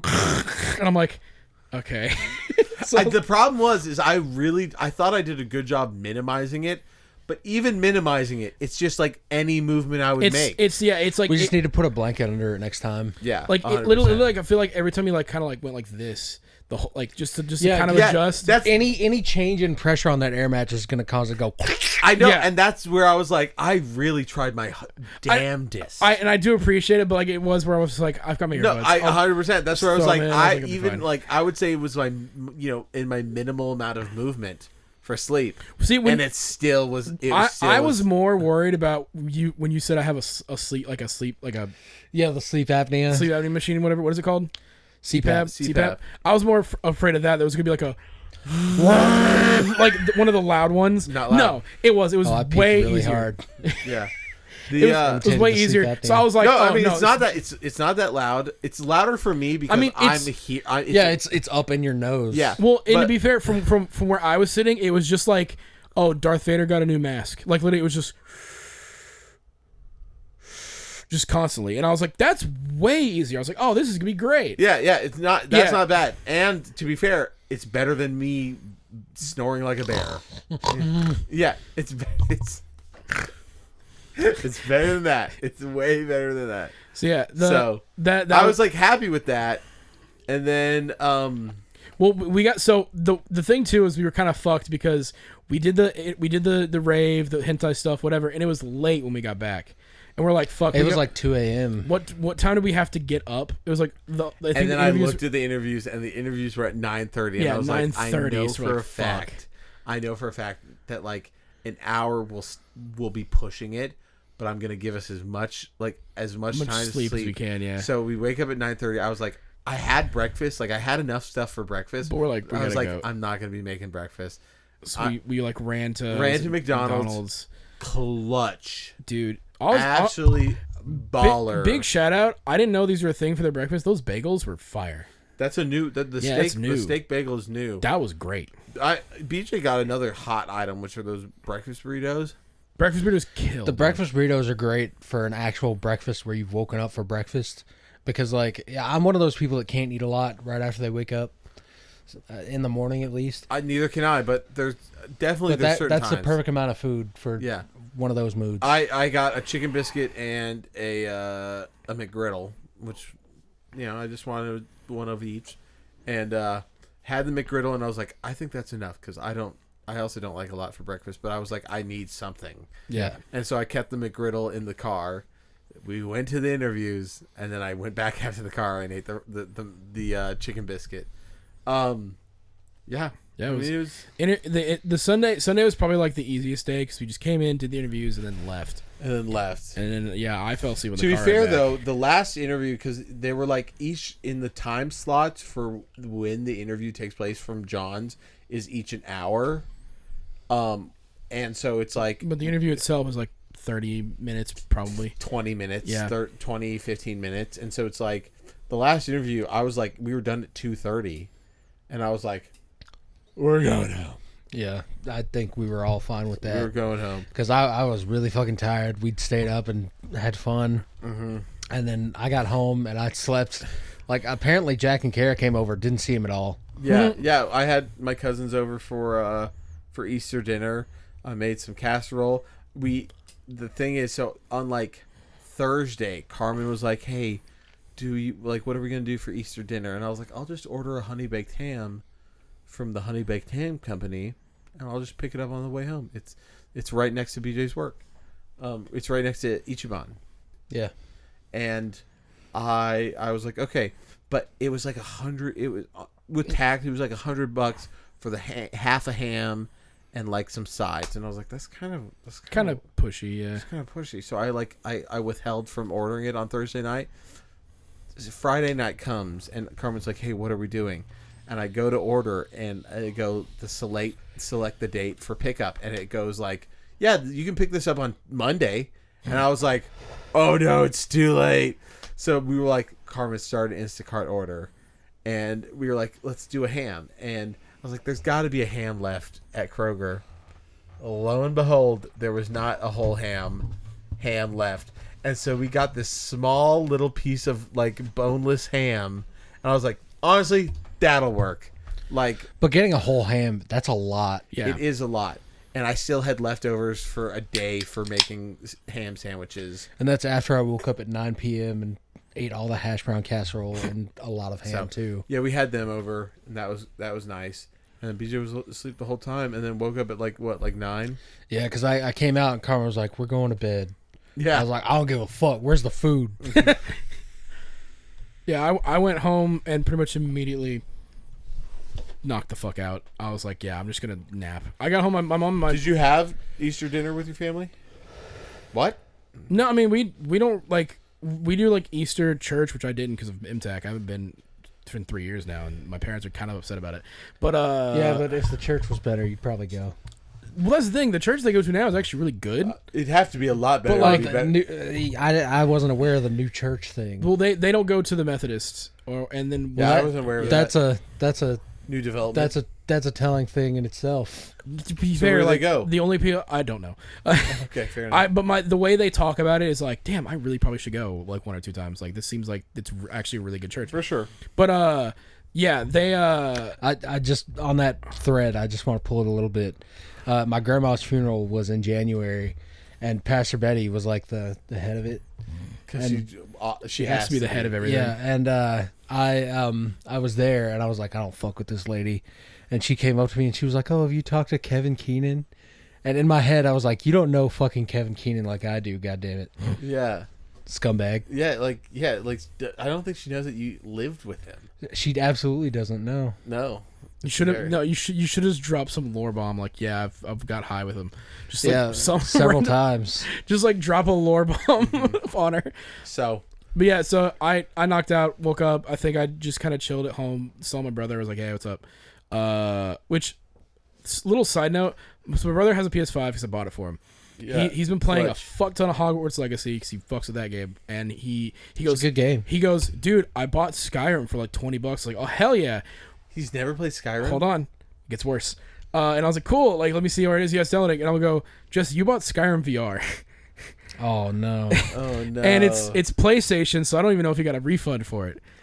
Yeah, it's really hard to get a refund on PlayStation. Yeah, but I told him. Steam, you just be like, didn't mean to buy this, and they'll be like, all right, refund it immediately. I told him to go through the process because like if you don't do it soon, they'll just be like, damn, that's crazy. Yeah. And so when I Pirate Yakuza came out, I was like, I accidentally bought it through PayPal, and I meant to use the Pay in 4 thing because I was pretty tight that month, and I refunded it on Steam just to rebuy it through the PayPal Pay in 4 thing.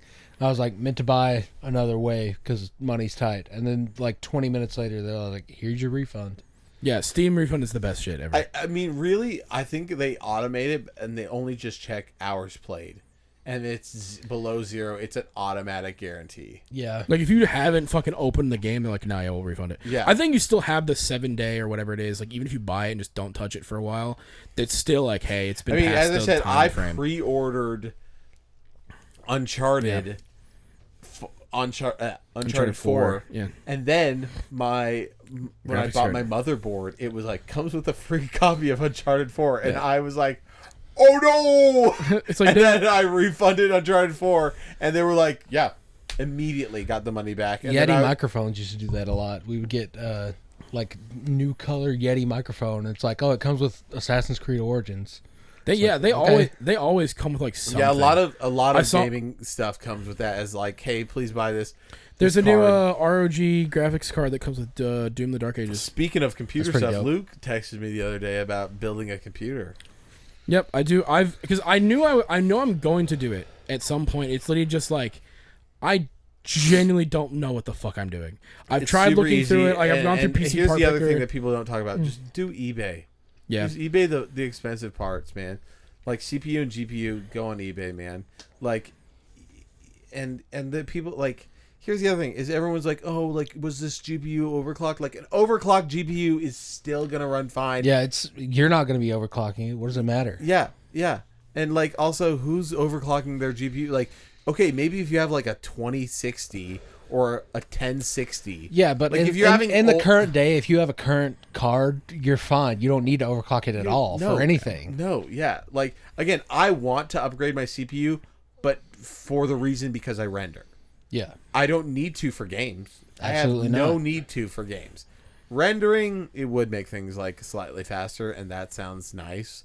But I don't think I'm gonna need to upgrade my card because the other thing is, I have a 4K screen, and it's like, okay, if you're playing on 4K and wanting 120 FPS, like sure that you're gonna need like a very serious card, but it's like no, I'm just wanting to do like 60 and 10. I could do 1080 and 240 FPS, no problem. I'm gonna be Any honest. game. I don't want 4K. Like I know it looks cool, but like I genuinely don't care as long as it's like 1080, 60 is really all I care You about. can do 1080, 240 all day long with anything, with a good graphics card. Because like my thing was Switch 2 is 1080 and 120. 120 for like certain ones like Metroid. Yeah.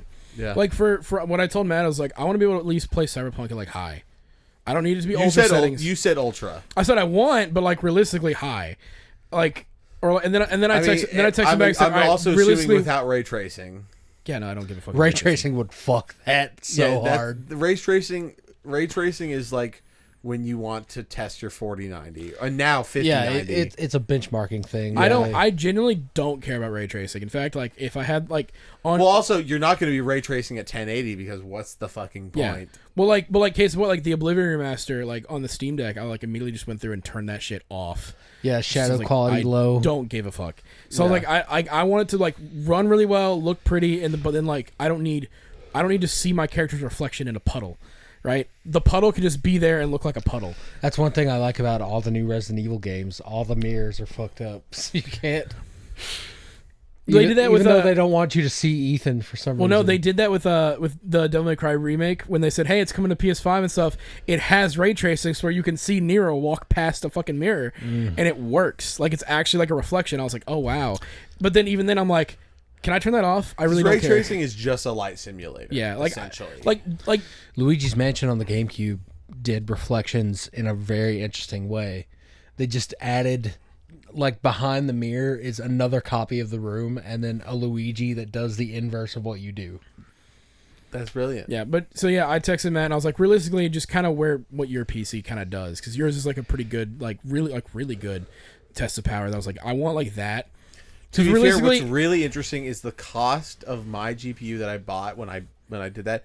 The GPU is the same price now because I bought it in the GPU like drop. Yeah, the crash. In the crash, and now they've just kept those prices. But it's really interesting because you would think that they would go down the longer they've stayed the same price for a 3070.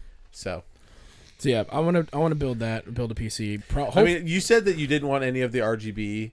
I mean, you'll save money on that. Like, just I basic literally, fans. this is the thing. Like, the only difference is that the PC like tower that I've been looking at is literally just a black no mirror, nothing. It's Does it have just a a clear? thing. It doesn't have a Nope. glass. Nah. Oh, okay. So like I don't care about any lights. I don't care about any of that. Just like I want it to turn on and work. 'Cause Yeah. I'll just throw stickers on that bitch if I care Yeah, about. You know I what mean? really don't care about RGB except Yeah. for like maybe on like keyboard and stuff. Well, even then But the tower itself doesn't need that. the keyboard that I have is that 8-bit do Famicom like style then version. you're good. I That's, don't care. That's gonna I mean, last you forever. That's backlit. No. not not the Famicom Not one. the Famicom one, like yours, the one you have for the Xbox one, might. Speaking of which, the Xbox One is backlit. you I need to- will not get a keyboard that's not backlit. You need to change it away from green because with white keys, it's impossible to tell what you're actually typing. Really? Make it red.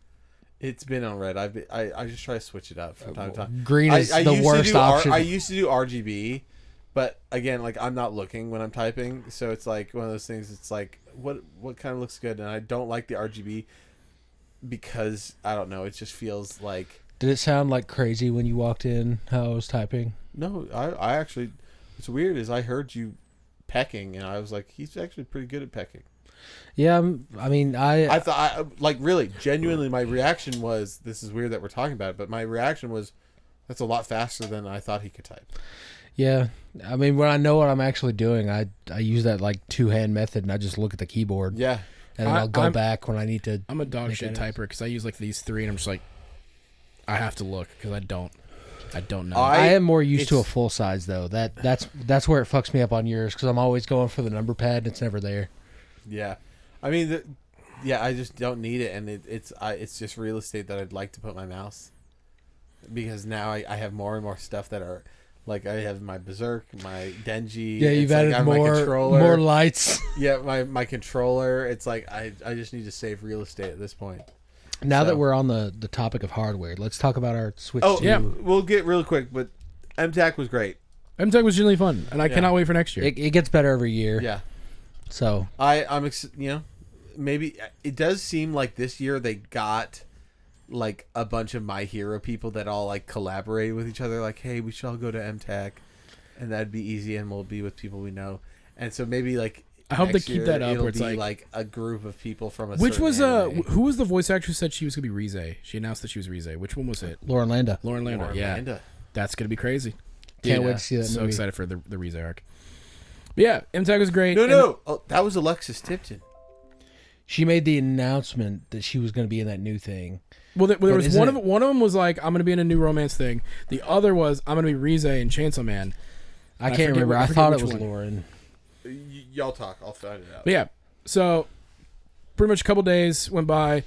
The next Tuesday happened, and we were like, hey, let's not record today. Let's take a break. That's when we started. And then that's when we the Metal edited Gear. Metal Gear. We watched Andor as well, the first 2 episodes, which were great. Fucking incredible. By the first 10 minutes in, we were like, "Oh, they did it! We're back. They We're didn't so fuck back. it." Yeah, B and I kept on going like, no, we're okay. Yeah, we're chilling. okay. Dude, that first shot of him like stealing the fucking like interceptor type ship was fucking great. They also did a "Can't Rain All It's the Alexis. Time" It's reference. Alexis Tipton. Alexis Tipton? Okay. Yeah. So yeah, that was cool. Andor's great. Can't wait for the next episode, see what's happening. How soon was it after MTAC that we got the notice that like, oh, Switch 2 pre-orders are starting this day? I think it was the day before. I think I'd come over the night before to sleep over. Yes, because y'all were talking about it that night, so it was Thursday night. It would have been Thursday night because then you had to leave for work, right? Yeah, because I also I was looking at my calendar and I was like, oh, it's a Thursday morning. Well, it was either that night or that morning, whatever time we saw each other. the pre-order started Yeah. on a Thursday morning. Yeah, whatever And time I we remember saw telling you because I was like, fuck, I work Yeah, y'all were Wednesday night planning and it Thursday while- night. Yeah, and so I was like, well, I'm just gonna. The second that pretty much I'm actually gonna went pee. through, I texted my boss like, hey, I need this morning off. And big shout out to my boy Tim, gave me the day off or the morning off. I still came in after because they're like, hey, is there any way you can come in like? Well, I know we said you can come in at 4. Can you come in any earlier? I was like, I can probably be there like 12:30. And but yeah, so Tuesday we hung out, did our thing, and immediately when I went home, pretty much for the next like couple days, because that day is also the day that Oblivion came out, and so I was like, fuck, I'm not gonna have any time to play this for like the next couple days because I have to, it's here. We're here at the podcast room. I got home late. Got to work a double on Wednesday. I'm not gonna stay up at all because I'm gonna have to. I waking up at like 5 to go to fucking GameStop the next day. So it's like, damn it. So I'll talk about Oblivion later maybe. But yeah, so Thursday morning happens. BJ's at work. Yeah, I'm actively sitting at work. And the thing with my job is I work graveyard, so it's 11 p.m. to 7 a.m. So I'm the only one that is employed at the hotel the whole time that I'm there. And I was texting Luke Wednesday night, and I was like, hey, when you get there, give me status updates. Let me know how many people. Let me know how many units. Big shout out to BJ that he got me a chair, because I didn't have a chair. And because I guess my parents, the only chairs they had was my mom's sister. And obviously we went to GameStop because every other retailer just did their shit online, and it fucking sucks. So, but yeah, so I got there I woke up at 5, left, went to the gas station, picked up some sandwiches, and I was really clutch, by the way, that you got me something. Thank you for that. I just saw I was like 4 croissant sandwiches. I don't care what they are. Throw them in the bag, and got some sandwiches. Went to the thing, and the second I pull up to GameStop, there is a fucking tent outside, and I went, oh. And I'm like, fuck, because in my head, I'm like, that's like a clown car tent. Luke sent me that text at 5:45, I think, and I was like, fuck. So I'm like, please let this be like one guy's in there, because I'm thinking clown car situation where I'm gonna get in line and then fucking like 7 people pile out of there. There was apparently just one person in there. His other 2 friends went back to their cars. They're like, fuck this. So there was 3 people in front of me. So I got there, got in line, it was fine. Another dude came in, and so every time there's people coming in, I'm texting BJ. Yeah, which I wish I wouldn't have done, because I was standing behind the front desk at the hotel, just pacing from one end to the other, like, fuck, I'm gonna miss it. Shit. And then miraculously at 6:30, our sales manager came in, which they're never there early, and I was like, hey, like, could you do me a huge favor? Like, I'm kind of pressed for time and I'm really stressed out. And she just went, go. I was like, thank you so much. I'll repay this debt somehow. I texted Luke and I was like, I'm on the fucking way. And by that point, I think there was like 7 minutes away. Yeah, because it's not from the even, hotel to the GameStop. It's like 2 turns. Yeah, because you turn onto the main street and then into the parking lot. Where Trader Joe's is. Yeah. So I had my mom's camping chair in the back of my car already, but I knew Luke didn't have a chair, so I just grabbed one of the chairs from our break room and took it down to my car and tossed it in the hatch. Did you return it after? Yeah. Oh, okay, tight. So BJ walks up at that. He gets here and gives it to him like, thank God I can sit in the chair. So I sit down. It's fine. BJ gets his spot in line, and we're all just kind of chilling. And then it starts raining. Well, no, that's when you start texting us, because then you're like, hey, where are you guys at? And then we were doing the memes like, me and BJ like so close but so far, all that other shit. And I was like, dogs, it's raining so hard. Yeah, it was raining super hard. There was thunderstorms that day. The and sky was black. I was like, I hope y'all are okay. We were for the most part fine. Like all my way to work. My pants were moist. Like that's my thing. My knees were sticking out from under the awning, so like from here down, I was totally soaked. Yeah, and I didn't realize it until I got into the store that like my socks and shoes were also fucked. So I was like, oh, I'm so cold. But we waited it out. For the most, we were all just kind of talking to the people around us. Fuck Jesse. Not my brother Jesse, the other kid. Yeah, other Jesse that we know from when we worked at GameStop. Genuinely the most annoying customer I've ever met in my life. Everybody else in line was super cool, though. Literally, like, everybody. The guy in front of me was like some 19-year-old kid who's about to go to college. He's like, yeah, I just want to switch for college.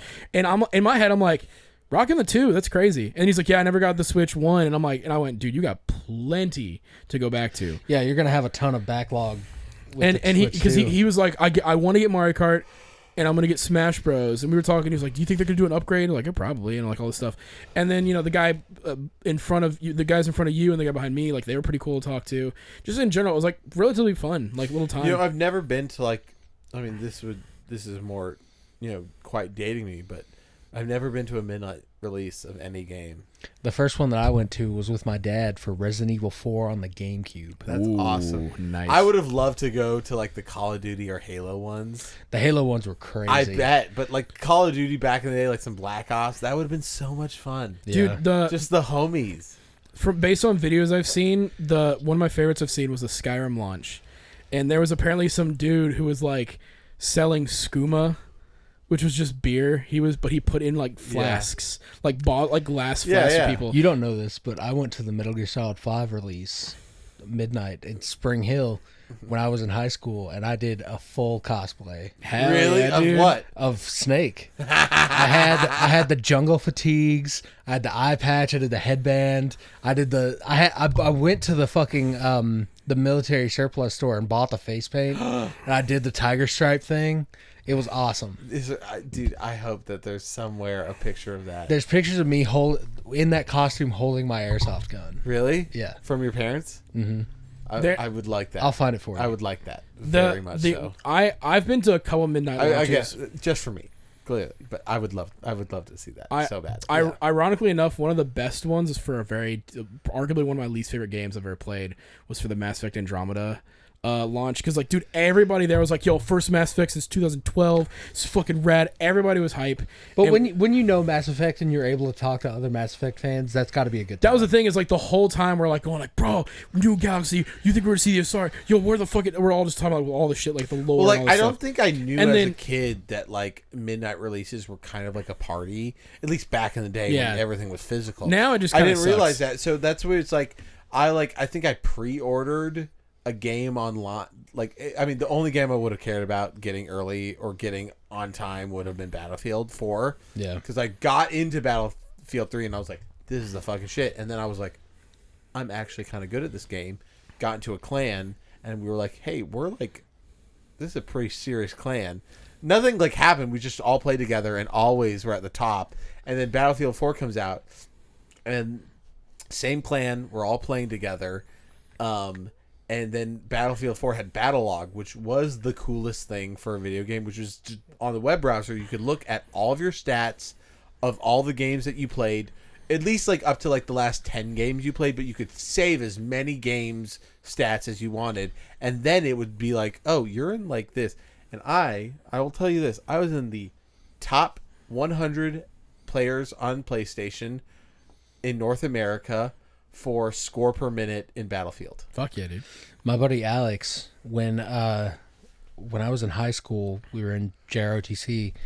Alex Hargrove, if you ever see this, I don't know why you would, but he was hardcore at a Battlefield, and there was a point where he was like, "Yeah, I just made it to top 15 snipers in the world," and I was like, "Oh my god, you're goated." And I was just like, let me borrow your fucking Fallout 3 So guide. I was also top 100, but I don't think it's as impressive because to me it wasn't. But I was in top 100 players in the U.S. in vehicles. Nice. I mean, that is pretty huge. Imagine how many people score are... per minute was more important to me because it was like I played the objective. I did playing objectives, killing, like getting headshots. So like you're constantly seeing plus this many points. Yeah, constantly. the score per minute is like the big stat because it's like, oh, you're doing like so much. It's not just you were kills. doing shit. Score everywhere. per minute Yeah. to me was way more important. I was like, I'm that guy. I'm a top 100 player in the U.S. or North America, NA, because that's NA was so Canada too, but fuck those Canadians, whatever. They don't know anything about war. Yeah. Not like me. I'm in the fucking trenches. But yeah, it was a big deal. And so that one I pre-ordered and I like waited. I think it was like, I mean, it really got sent out because I was in LA, so it got sent out the day it released. I got it in my mailbox.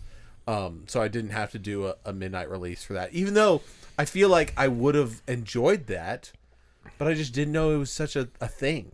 Yeah. Back in the day. Were you working at you weren't working at the GameStop in Cool Springs when Smash came out, right? I think I was already... I don't know, because I was either there or I was at Spring Hill. Because I think Joey was at the time, because I don't know if I had worked there yet. Okay, then I think I was already at Spring Hill because Joey went Cool Springs Mall and then to Spring Hill. Because I went... So Smash Bros. Came out the night of the Game Awards that year. Yeah. Which is where I felt like the one guy who was... Everybody was like, dude, Red Dead 2, Game of the Year, it's got in the back. And I'm like, yo, God of War is kind of rad, actually. And they're like, you're an idiot. God of War wins it. And in my hype, I was like, you know what? Fuck it. I am going to go buy Smash Bros. Just to tell Joey, fuck you. And that was it. Love you, Joey. I went in, bought Smash Bros., bought my Pro Controller. And I literally was a complete asshole because I had a God of War t-shirt and my God of War fucking hat on that I also bought at GameStop. And I'm like... And I just walk in going... it feels good to be right. It's so good. And like, I also want to just flex myself a little bit more because it's just the only thing I'm ever. I was the closest I was in the top 100 was 86, and then when Battlefield came out, I was 91 in top 100 players in North America. Nice. I thought, dude, this is also in the PlayStation 3, so you could connect stuff to Bluetooth, and so I had one of my dad's old, like, initially I had one of my dad's. You just saying the word PS3 made me think of something I need to add into my presentation. Remember, like, when Bluetooth headphones first came out, and they were like, it was a whole piece. Yeah. And so I had this, and then it had a piece that curved around, and then a piece that curved went those into fucking the ear. Persona 3 headphones. Yeah, dude. So I had that, and then I got headphones. and then I got a Turtle I'm getting Beach, kicked out today, and boys. the Turtle Beach had a 12-foot long cable. And how it worked for the PlayStation 3 is the PlayStation 3 had two outputs for video.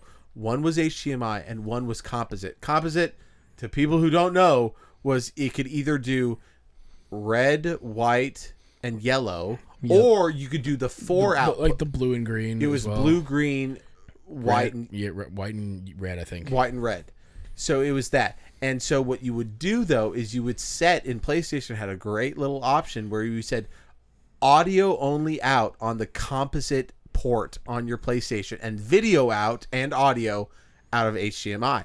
So what you would do is Turtle Beach had an adapter where you would plug in, and it literally had it was called Those old Turtle Beaches were crazy. It how had the it- end of the headphones it had that it, split. it's called it I think it's called an interrupter jack, where you would on one end was a male plug to plug into the composite jack, and on the back side it was a female plug, so you could interrupt the audio connection if you needed to, if you were only playing on a tube TV. Mm-hmm. And so I didn't have that. We had a flat screen, and so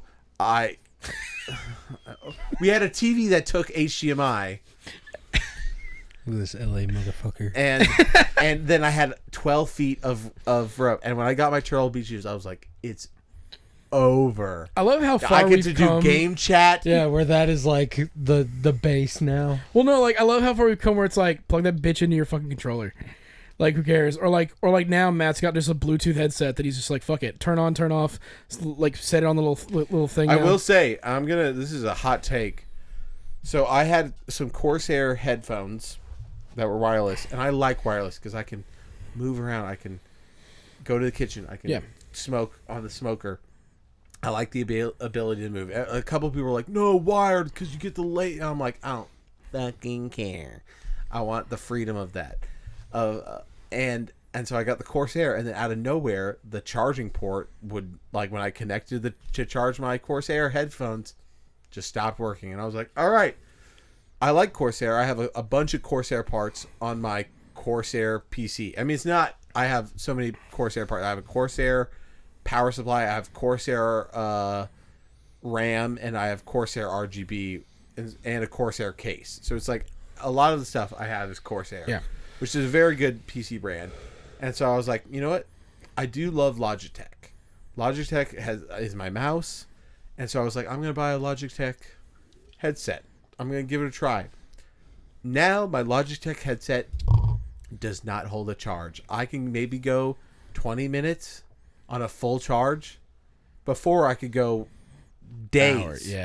Days. And now I can't. And now I'm like, fuck, am I going to go back to Corsair? Because Corsair, again, makes it. But I'm one of those guys that for audio, I always prefer a wired connection. So that's just where I'm coming from. But you like to walk around and do shit. I do. I know for a fact that if I get a wired, I'm just gonna get up. Yeah, and it's just gonna rip the cord. And it's gonna rip the cord, and then shit on my desk is gonna fly. And I'm like, that can't happen. Before we're at an hour and 50 minutes, pretty much.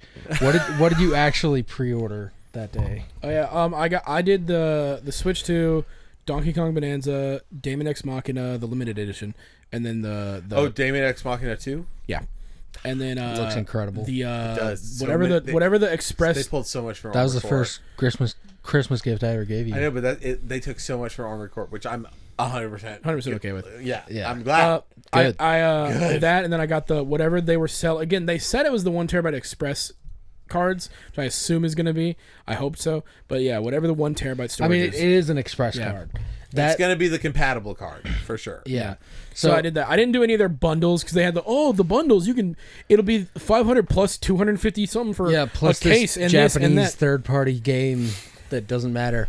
Yeah, I'm gonna get a case probably the day of, and if not, I'll just get it because it's probably not. Get one gonna on be- Amazon. I'm waiting to see, like, I need to hold a case in my hands to, like, actually see what it's gonna do for me. Like the case that I've had for my Switch for so long is just so sturdy and good. Yeah. that I'm like, I've never had to get a new one. And they're gonna But, make like a Donkey Kong theme. But the problem with Nintendo is also they don't have like Nintendo cases or they absolutely do. yeah.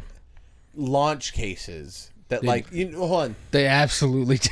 No, they don't have launch cases. They 100% do. When I bought my Switch, it did not come with a case. Oh, You come bought with your one? Switch like Yeah. 2 years later, and you just bought the console bundle with Mario. True, but I'm saying what I was trying to say. You mean the like Steam- it comes the with a Steam- case like a Steam Deck? The Steam Deck's case is impeccable. Yeah, But the Steam Deck doesn't come with a dock. Switch does. Switch does, but So that is the. That is, I would much rather have the dock be included than a $20 case. see, I'm the other way around because I'm not going to use a dock. I mean, I've been using my dock lately just for certain games like old ones.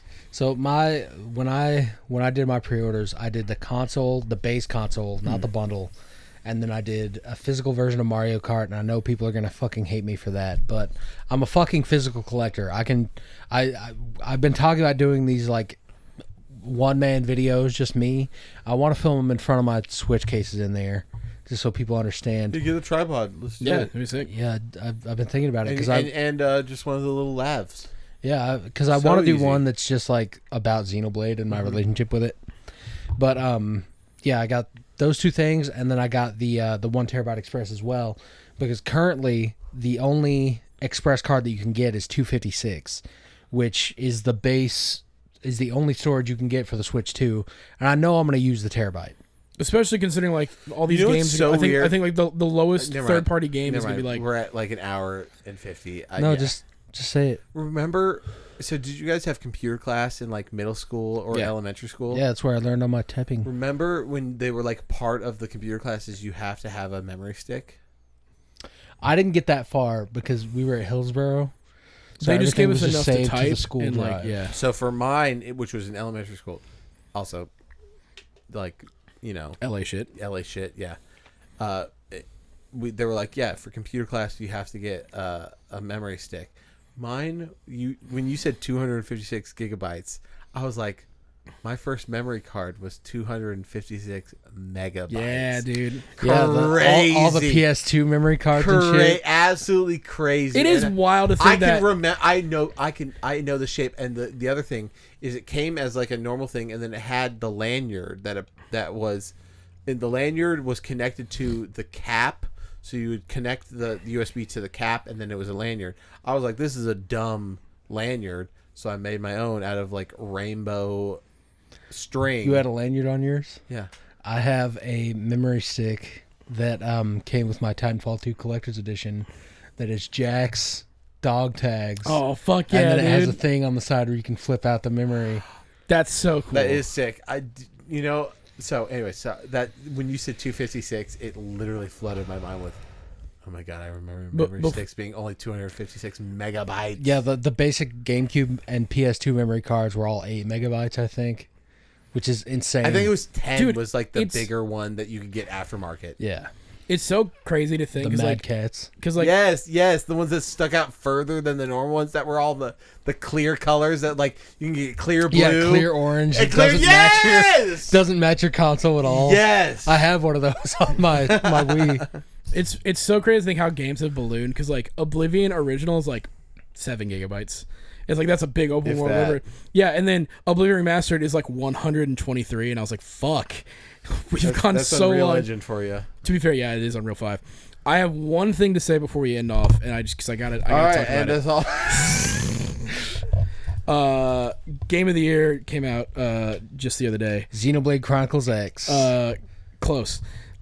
Claire Obscura. I've heard amazing things. Dude, I think I will play that game. Dude, I was gonna say this. You're not a turn-based guy. Nope. I think you'd like this because they have a parry, dodge, and dodge system in a turn-based game. Dude, it's fucking insane. And then it blew. I knew because I looked at the cast before, but it hit me immediately because I've been watching Daredevil. Charlie Cox is right the fuck there. Do you know what has also a parry, dodge, and system in a turn-based? You will know. It's a game that I've played. That's a turn-based game. That's a game that you played. That is so. It is a turn-based game, but it's like a mockery of. Oh, South Park. Yes. Yeah. Has a parry, That's true. a dodge, and attack system of pressing of QTEs.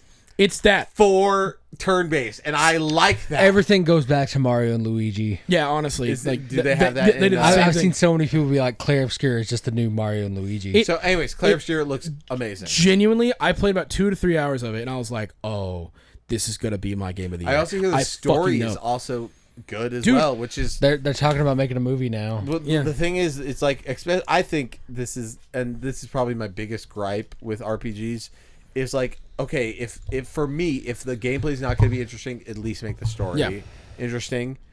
And so, like, I've heard the story is also very good. Well, that's kind of me with like Witcher 3. Like, I love Witcher 3, but like the gameplay, like, at least combat wise, when it comes to swordplay, is probably some of the weakest swordplay I've played in a video game besides Skyrim. Okay, but I mean, but that's the thing is like I completely disagree, but I understand what you're saying. Like, what I'm saying, like it. But also, you're coming from somebody who's played like Batman, which is the best like hand to hand, which is the combat problem, system. Which is the problem is going from to be fair, going from the Arkham games to any game is like, damn, kind of a downgrade. That's what I'm saying. It's like that, but I do think it's better than Skyrim, Luke. Well, yes. Well, I just said, that's what I said is with the exception of like Skyrim being just spam the fucking trigger button over and over again. But yeah, Claire Obscura is great, and you would fucking love it. I know I would, but I'm still playing Xenoblade. But also, here's the thing, though. I gotta say this as in defense of Witcher is not about pressing X and Y. It's also about dodging, and you also are using your spells constantly. Yeah, positioning is important in Witcher. Positioning, using your spells, and depending on who you're fighting, maybe I just think Witcher's combat's just too easy. But like, I don't know. I feel like it's. To be fair, I think we both started our first playthroughs on like normal. Yeah, which is like technically on a normal game hard. No, like, I started on hard, and I was like, this game is fucking ridiculous. I tried it on hard, and I was like, this is not the same game. This is not the same. Well, if you play game. on hard, you have to do potions. You have to set traps. Like, you have to do elixirs. you have to do ointments. Shit, the Griffin fucked me in the ass. Yeah. So. But I wanted to say that get you a TikTok out of that to get relevant. I will play it at some point. 100%. I've been playing Xenoblade because I'm a loyal little bitch boy. But like as I'm playing Xenoblade, I'm like, man, I would really like to play like The Last of Us again because we've been watching the show, and then all the people that I follow for Xenoblade content are just posting Claire Obscura shit. And I'm like, I want to play one. I want to play one because. Xenoblade 1? Sorry, Last of Us 1. Oh. He almost got really excited. I want to play broke his heart. I want to play Last of Us 1 because 2 was the most recent, and I don't think I played the They're both on Steam now. Yeah, for $110 you can get both. Yeah, I'm going to wait for a sale. Sony shit always goes on sale. Maybe I can borrow somebody's PS4. I got one in my room. PS4. And it has... I have a 5. Maybe I can borrow a PS. I have my PS4 in my room that has Last of Us remastered on it. Yeah, remastered, not part 1. And I have the original. Wait, part 1's the remake in the 2 engine. Do you have part 1? Fuck no, I didn't buy that at all. That's odd. I want to buy it. Just I have Last of Us remastered. I was like, no, because there wasn't a steelbook. There was actually, and I didn't get it. And they're coming out with part 1, part 2. You know what? Which is going to have a steelbook. Yep. So, but I'm not getting it there either. Check out our sponsor, W. Big shout out, W, Jitto Synergy. Use code Take It Sleazy for 10% off. It's some good shit. And as always, keep watching our Metal Gear Let's Play. The first episode is mostly the tutorial, which it starts off bad, but it gets really fucking good. And take it sleazy.